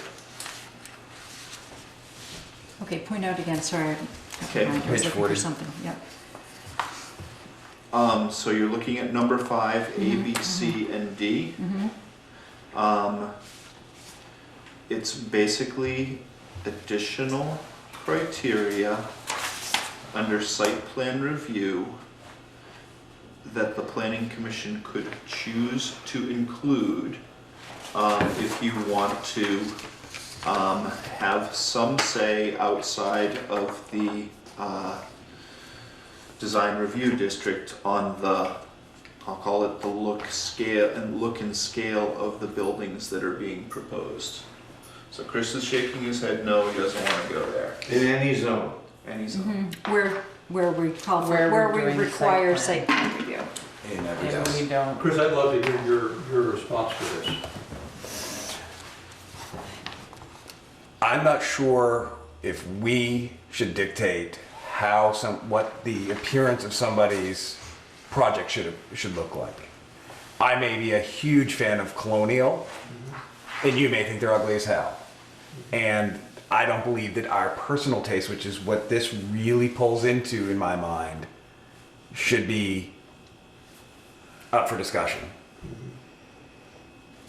So on the other hand, the planning commission, I mean, one of the things that I've been impressed with in my brief period here is the idea of maintaining the historic look and feel of Bristol. So Without being too matchy-matchy or being a historic preservation district, which is that's- not where we're going. But we have the downtown But it has the district. potential. It depends on what the sitting board, how they interpret this rule. Right.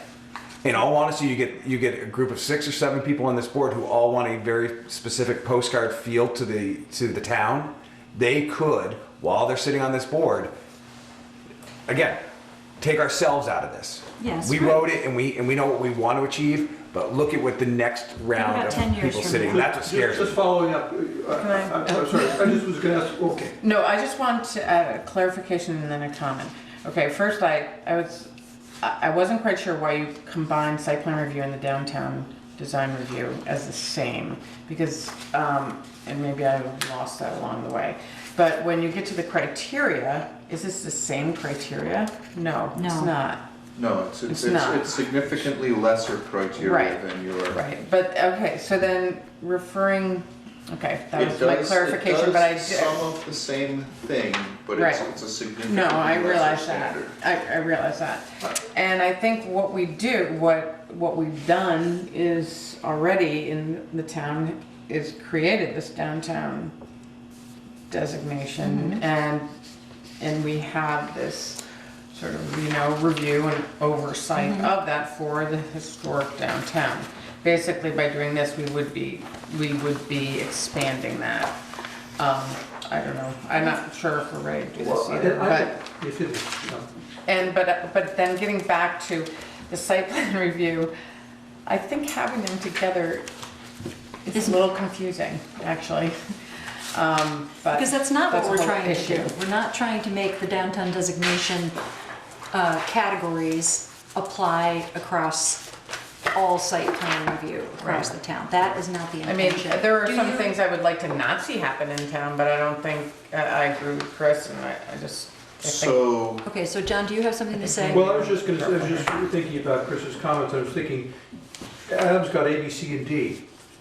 There are distinctions here. For instance, I wonder if you might agree with A, that historical buildings should be renovated and reused, not torn down. That's not so much a matter of, that's sort of, this is our historical building in Bristol. Well, here's a great example. Let's go right to a real example, the fire station. Exactly, that's what I was thinking of. Well, and honestly, if somebody buys it and deems it its only real monetary value is tear it down and build something new, we may have to accept that as a community. Somebody may be able to come in, restore it, reutilize it, and reuse it. I'm good with that. But to mandate that they have to, what that means is the town's gonna sit on a building that we can't put another dime into, that we've let deteriorate for 100 years already, literally fall in on itself until it kills a neighbor when it collapses into their yard. So I'd like to be on record, I'm not in favor of killing neighbors. but what I'm saying is that if it's not financially feasible for somebody to buy that building and restore it, can we continue to dump money into a building that we will never use? And that's move that onto the private sector side of that. Let's move on to Main Street here. Eric owns the building. There's some historic value to it. Eric has deemed that, man, there is, believe it or not, those brick buildings on Main Street has some historic value. Eric deems that he would like to take his building down and put up a more modern, more energy efficient, better utilized building. We say you can't. You gotta. Well, not a good example because it's in the design review Yeah. district anyway, so Yeah, that's. but so he anything can put brick outside bricks. of that- Okay, let's put it outside. I guess I'm just trying to make a distinction. I hear you, so Yeah. the answer is none of those A, B, C, D appeal to you. For me, I think B I was does, just trying to think of a actually. distinction, because you were worried about another group imposing a look on the town. But I think there's a difference between that and saying that the historical buildings we have that have been here by definition for many, many years should be preserved, as opposed to taken out because somebody wants to have a different style. I think that in a way is imposing somebody else's taste on the whole town. So, anyway though. Is it possible to word it so that it's, I'm not saying it should be merely suggestive, but, how did you write this from whole cloth, or did you use existing language from somewhere? Took it from somewhere else. Using a site plan review? Yes. I think we probably have language in our plan that refers to We do. development. I mean, for instance, D, about incorporating reasonable energy conservation, we have a whole section about that in our plan. But I'm liking what you're saying, Sue, which is maybe there's a way to frame it to say something, I mean, this goes back to your should business, but to make it clear, there are criteria that people making such decisions might want to keep in mind. Something like that, that's not prescriptive, but that is, I'm just wondering if there's any middle ground here. What you're looking for is a set of guidelines versus a set. Yeah, I'm and looking at as Chico's Katie language, said, too, I from mean, the D here, for presentation. instance, is very strongly represented in the plan already. D, believe it or not, I can live with that. That doesn't faze me at all. We use that language throughout this entire document and all the other processes. So energy conservation only makes sense. We're saying do the best you can, but it says reasonable. I'm good with the term reasonable there. And the language of B is very close to the language we use for the Daniel Four Corner overlay. That in terms of frontage, planting, elevations, and so forth, there are certain kinds of factors that should be taken into account. So where I want to go is you walk around this town, look at every house next to every other house. They're not the same. No, of course not. So, but the only way change happens in that you get different styles of homes and different things going on in your community is for something new and creative to come in. So, the houses that were built in the 70s that look like 1970s homes next to a house that was built in the 1870s, some people may say they don't complement each other. And some say they do. Right. Who makes that decision? I say it does, you say it doesn't. It's nebulous. That I don't. I mean, we already tell them how big it can be, they can do in it, how close it can be to the road, how close it can be to the neighbors, how much frontage they have to have. So let For me just God's read- sakes, let them build a building. Well, I'm looking at the language that, Bill, I don't know if you know that we went before the select board a few weeks ago and spoke more in detail about what our intentions were for site plan. And Chico wrote a really good statement and read it. And it didn't get into this level of detail, but there were some points there that were really important. And it was a really clear presentation that the select board appreciated and deemed adequate enough for us to at least proceed with our proposal, right? So, I mean, it's a number of pages, but one of the things it says briefly in site plan review, planning commissions may impose appropriate conditions and safeguards with respect to adequacy of parking, traffic access, and circulation for pedestrians and vehicles, landscaping and screening, protection of renewable energy resources, and the size, location, and design of signs and exterior lightings, and other matters specified in the bylaws. So that gives us some leeway there. Such conditions must be in proportion to the impact of the development. Unlike statutory requirements that the ZBA's decision must reflect its findings, there is no statutory requirement that a planning commission must produce findings or conclusions when conducting a site plan review. So this is more about process.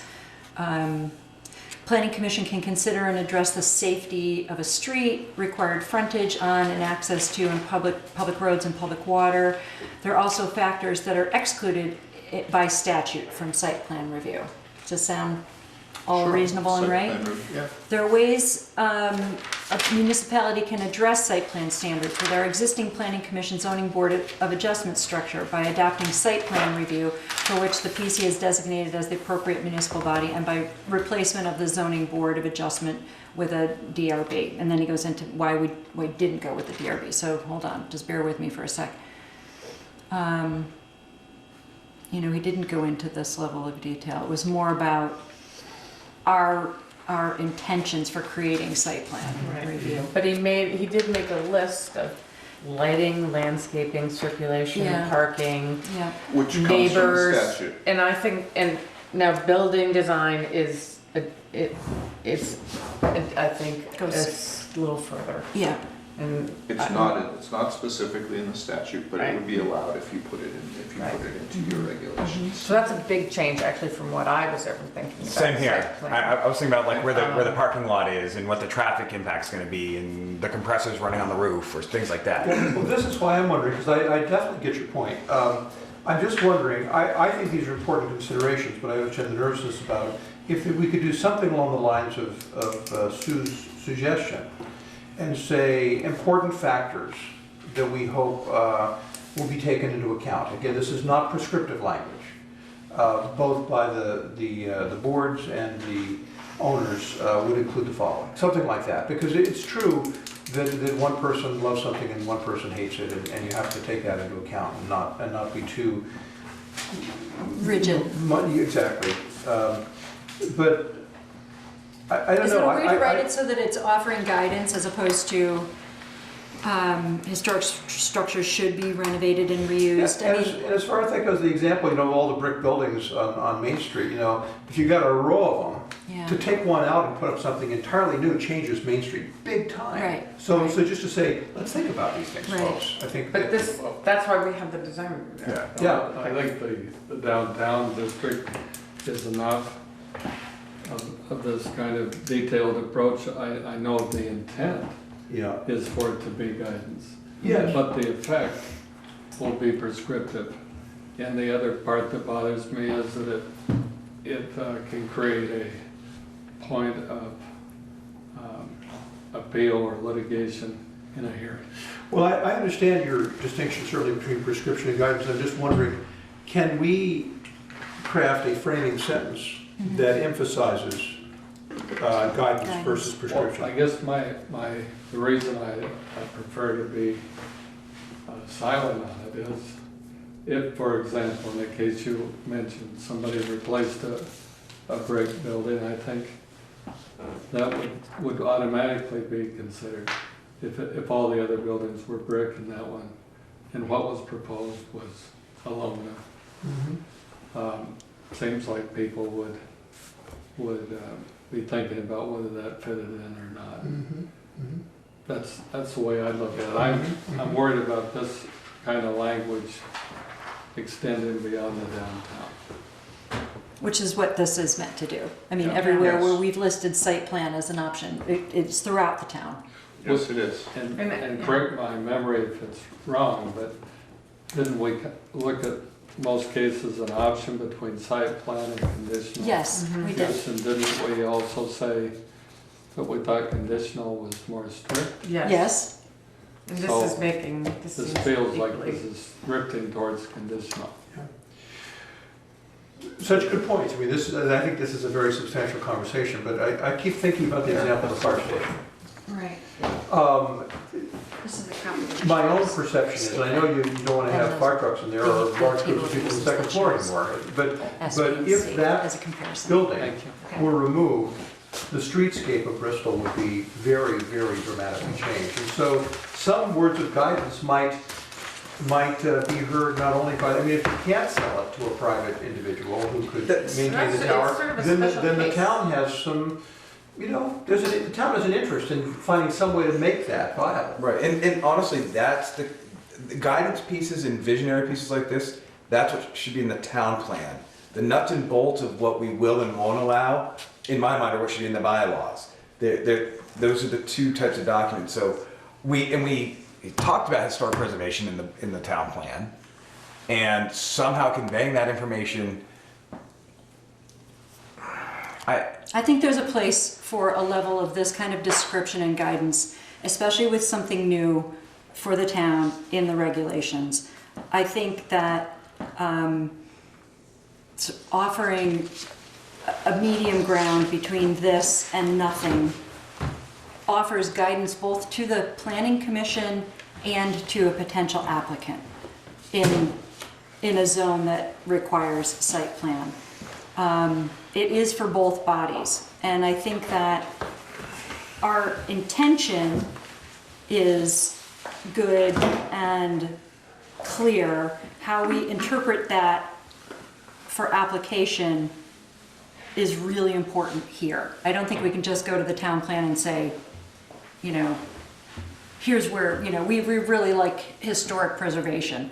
Okay, you know, so what? I'm still gonna build this And you know, thing over here. maybe this is one that we get somebody, either Adam or working conclude. I mean, what I'm hearing is that a lot of the problem is in that, and I heard you say some other things too, Bill, but that sentence that begins, the applicant should demonstrate how. That's the red flag sentence. And if there's a possibility to have a sentence that begins, as stated in the plan, the historical look of the town is very important. Here are some principles to be considered by applicants and review boards, something like that. So it's clearly not prescriptive. See, well, what we're doing here is we're taking things that were permitted before and giving them site plan because we wanted to Free up. I think what we wanted to do, at least in my mind, Either not permitted or previously conditional. So in some cases, they were not permitted, and Right. now they are. right, Permitted with the site so plan. that, right, so that Oops, I'm we so had some sort of, you know, control or oversee to make sure that, Right. and more because of neighbors and general feel and comfort of the downtown, but not prescriptive. like Yeah. you said. Because in all That's how honesty, I looked with at it. this aspect of it, it changes as I look through the uses, some of the uses that I would want to put through the ringer of site plan. Because I don't believe it would need to be. So, It's more than what I thought it was going to be. So Yeah, like office, it's- personal service, business service, these have all gone from, well, no, actually, some have gone from conditional to site plan, some have gone from permitted to site plan. right. Let me think of another example It's here. a sort of anecdotal thing, when I was Yeah. on the planning commission at Essex Junction, we had a lot of site plan review, and it was, all had to do with uses next to other uses and hedges and parking, and it was about Lighting, basically noise. lighting, it was about really kind of protecting the neighbor, and it was never about, Visual? No, it was about visual. it was but it not was how more that, about you know, it was useful. it usually had to do with, you know, Use. apartments or change of use, like, you know, home daycares, and then because you were changing the use, how are you going to deal with the property that won't, so you won't be affecting your neighbor. Right. So, yeah, you're opening a daycare. How are you going to minimize the traffic? And that's how I thought about it when we talked about Same doing here. it, so, I don't. So Adam, what do you think? Is this something we can revisit? Because we have 4 minutes and you still need to do your other important Yes, tasks. we can revisit it. It's highlighted there because I wanted you to consider it. Because, all right, You guys also, And number 10's another one. the hours of operation Not gonna is, okay. Well, That was it's one of another the- one that I've highlighted in there because it's something that generally people are concerned about. We do not have to include either of them. I guess let's all think about it Yeah. and we can make these two decisions, or find some compromise Yeah. I'd just like to for put the a next meeting. Yes, I'd like to put a marker down. I know we're talking about noise probably next time. I know several people who live on Mountain Street, we're not among them, who are very disturbed by the fact that tractor trailers begin unloading about 6 a.m. in the morning, loudly. So that'll come And up idling anyways. sometimes through the night. Yeah, So that's come idling up anyways. sometimes through the night. Yeah. So that's a question of neighbors' rights. Right, but at the same token, has that neighbor been there since the 70s when they started unloading trucks at that building from the beginning? Yes, and has talked about how they have ramped up and up and Yeah. up now through So- the night. This particular neighbor is. Right. So that's why I It'll was. come up under noise Yeah, when we Yeah, get that there. will, that'll come up then. Okay, so just real brief, last thing, 395 is additional site plan approval criteria in overlay district only, okay? And only in the overlay districts. So this wasn't meant to replace your DRC, it was meant, or the building design above was not meant to replace your DRC, but it was meant to give you, if you chose to take it, within the site plan, the ability to look at some building design features.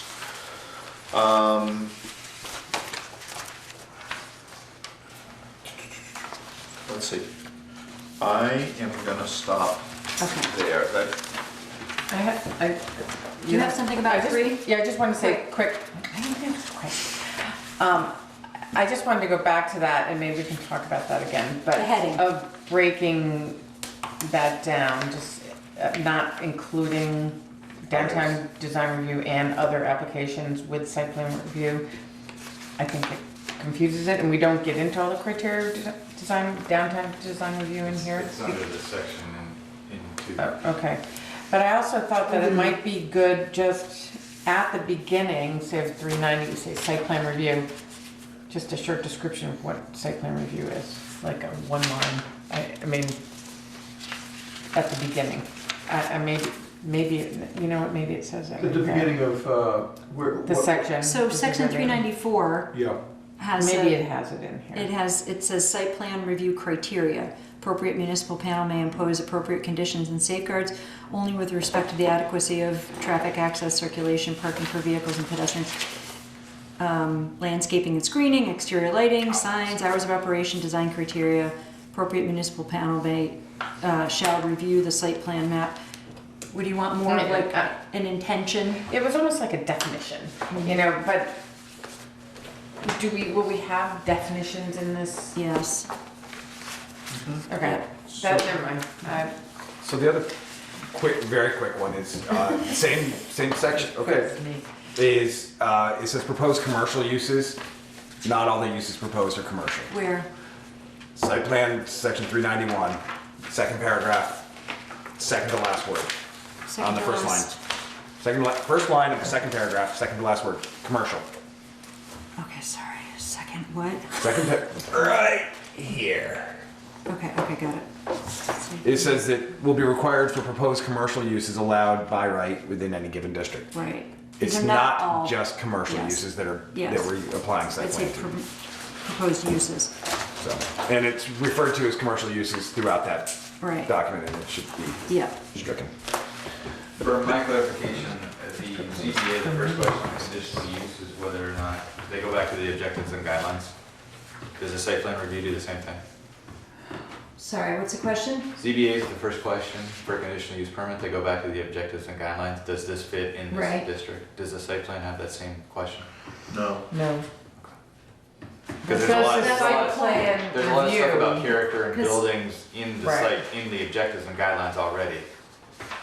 So if the site plan doesn't go back to that, then it doesn't matter. Site plan review is for permitted uses. Yeah, we've already told them they can do So it. you've already gone, you don't even have that. Right, but you get to No, but you have. You get to say how they do it. So here in Right. the HDR, it says regulations to protect the existing character and maintain the district's traditional settlement patterns. So does the site plan review get to say, you get to do it, but you gotta do it this way? So I'm It's just gotta wondering, do meet that they objective, reference I back? think. I think it has to meet the objective. Because almost every objective and guideline has some kind of rule, Right, status quo in it. right. All right, what do you think, Adam? It's rock. All right, so I'm gonna do my municipal consultation. All right, give one of these to now. Bill. So We're actually, doing a special thing right now. before I do that, homework for next meeting. Yes. I Look wrote at section Article 5 of your existing regulations. Hold on. Say it again, sorry. This is for May 17th. For Actually, I would like you to try and get it to me by April Sooner. 26th, so a week from now. Are you gonna email me a reminder to do this? I will email a reminder to everybody. Week from now. You want 2 weeks? No, No, it's No. good. Alright. Just go with it. we'll never April get 26th. through this. Basically, what I'm are just saying there's 2 the, weeks to get it done. what are the, sections of Article 5 that you believe we need to look Yes, at? yeah. So in other words, there may be some sections we don't need to change at all that function really well. So I don't want to waste any time on them. But the ones that you believe we need to look at to improve somehow, that's what I'm looking for this homework. So Okay. I'll take everybody's, I'll aggregate it, we'll come up with basically the sections that we need to look at, and then when we go through that article, I will say, John thought that section 456 needed to be looked at. Right. John, what's your concern here? Good. Right? We got it. Okay? Okay, And great. site plan, we need some alternative language. That is, Okay. See what I can do. okay. And, okay. Okay, keep going. Okay, so my consultation. This is as the Addison County Regional Planning Commission. Yes. So plan recommendations for your next plan. Your new plan is working very well. I know that. I don't think anybody else has anything to say. I think you're all happy with that. I'll get you the recommendations we made when you did that. I don't think there are any big significant ones in there. And you know that your new plan is due Thursday? When? December. 2017? 2017. So that was up for debate. We talked about that a little bit when we were testing our timeline, and we suggested that we needed to do the updates on the regulations and bylaws by March 2017, because then we needed to quickly pivot to updating the town plan in order to bring it to an election in the fall of 2017, but then the select board reminded me there isn't an election in the fall of 2017. There's no, okay. Nothing? No, So I was like, November okay. years, And there's then nothing in November. Chico seemed to think that we could go 6 years, not 5 years. So what is your understanding? It's 5 years. Okay, that's what I Well, there's thought. another thing, however, we have a good, pretty new plan. We could say, approve this again. Yes, we can do that, but we have to You find out still when have or. to go through what- the hearing Yeah, process. but We have to go we through the wouldn't have hearing. to have such a long run-up to it, though. And we're not gonna have a special election to do it, But so didn't we approve it in November March? of 2012. Crap. I know, Thought we did it at town meeting. no, Well, wasn't that just silly on our part? I know. So our only option is probably Adam, and you wanna dwell on this for a second? Is to re-up it at the March 2017 town meeting, which means we'd have to warn it and hear it, and then the select board would too, along with this, Wait, you're saying to try to jam that in at the same time we do the. Listen, I think as there's an a, interim. Just to as read an it interim, I out. think there's a logic to that. People Yeah. like it, everything we've done is in relationship to it.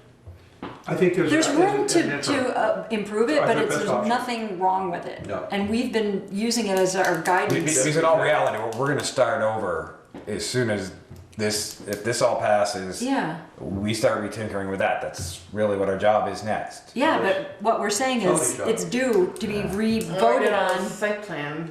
It's Okay. due to be re-voted on by November 2017, and there isn't an Right. election. No. I know what I'm saying is that's fine. We'll just do it in March. But that means So- we have to, Yes. If we're doing this in March, well, then you can almost have joint, you can have a hearing, you can have your hearings at the same time. Shall we re-adopt the town plan?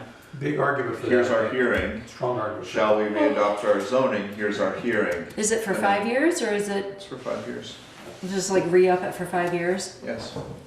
But we can still start talking about it. But when does this become, these new, When does what? what we've been working on, when does that Regs. become, As soon as you pass This it. is in March, we know. which is when? March 2017, March. we want to have this come to a vote. It doesn't Alright. expire, the That's town what I plan wanted to know. expires. March is, The okay. regulations don't, correct? But that's correct, Yes. that's The correct. town plan expires. That's a problem. So we do have to re-adopt it or adopt a new one. There is some, not time-sensitive language in the town plan, but stuff that if you just push it for another 5 years, it's already outdated now. Yeah. Exactly. Talking about things you want to have in the future that now happen. Yeah, so Right. Like the bridge. The Right. fire station.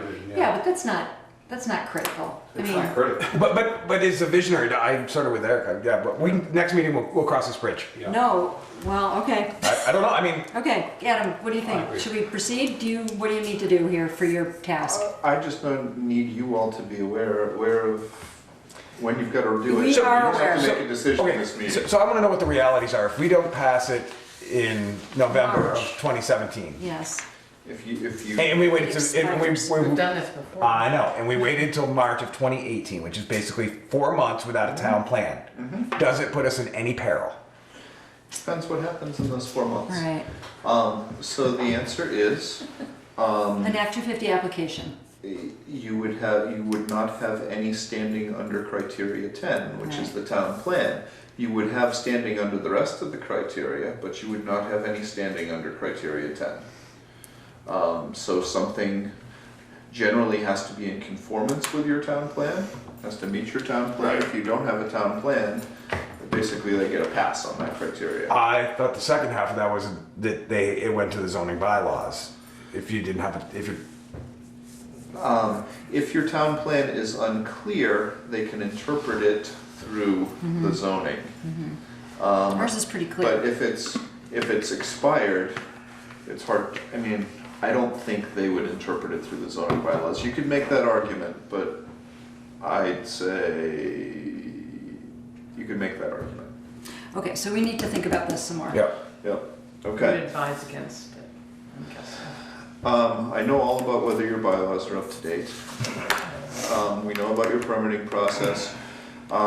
Review the merits of a DRB system. I think we've decided that we're not gonna do that here. Correct. Okay. Where is let's see. that? Huh? Where is that? Where are That's in you? my plan implementation.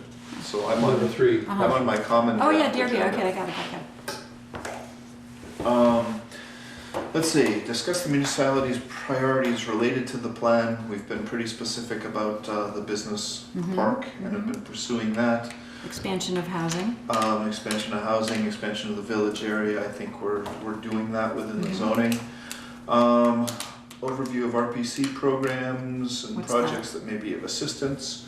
Oh, Regional Planning Commission. Regional Planning Commission, where's the RPC been most valuable to you? You. I'll put help with zoning.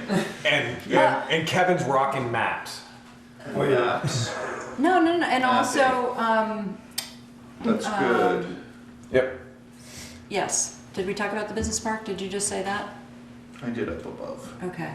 But in here, this is something that, in your role, the Regional Planning Commission has been helpful. Okay, You know, in advising on the grant that we received. Okay, you got all that. got it.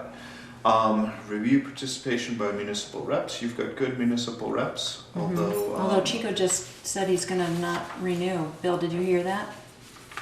You're gonna be alone for a while, until they replace. They moved Chris out of there. Oh, okay. Chris Lather. Oh, did they talk about it last night? He's the alternate. Yes, okay. Okay, good. Do you have good hear enough from representation. us? Would you suggest how we improve our communication and assistance? No, I get enough email from you. I like your newsletter. Teasing. Do you guys get I the do get it, newsletter? yeah. That's on me. Yeah, I think it's great. Okay, that's it. Yeah? Thank you all. Thank you. Yeah. Okay. Thank you. Oh, so motion to adjourn. Motion to adjourn. Second. All in favor? All right. Good. Thank you.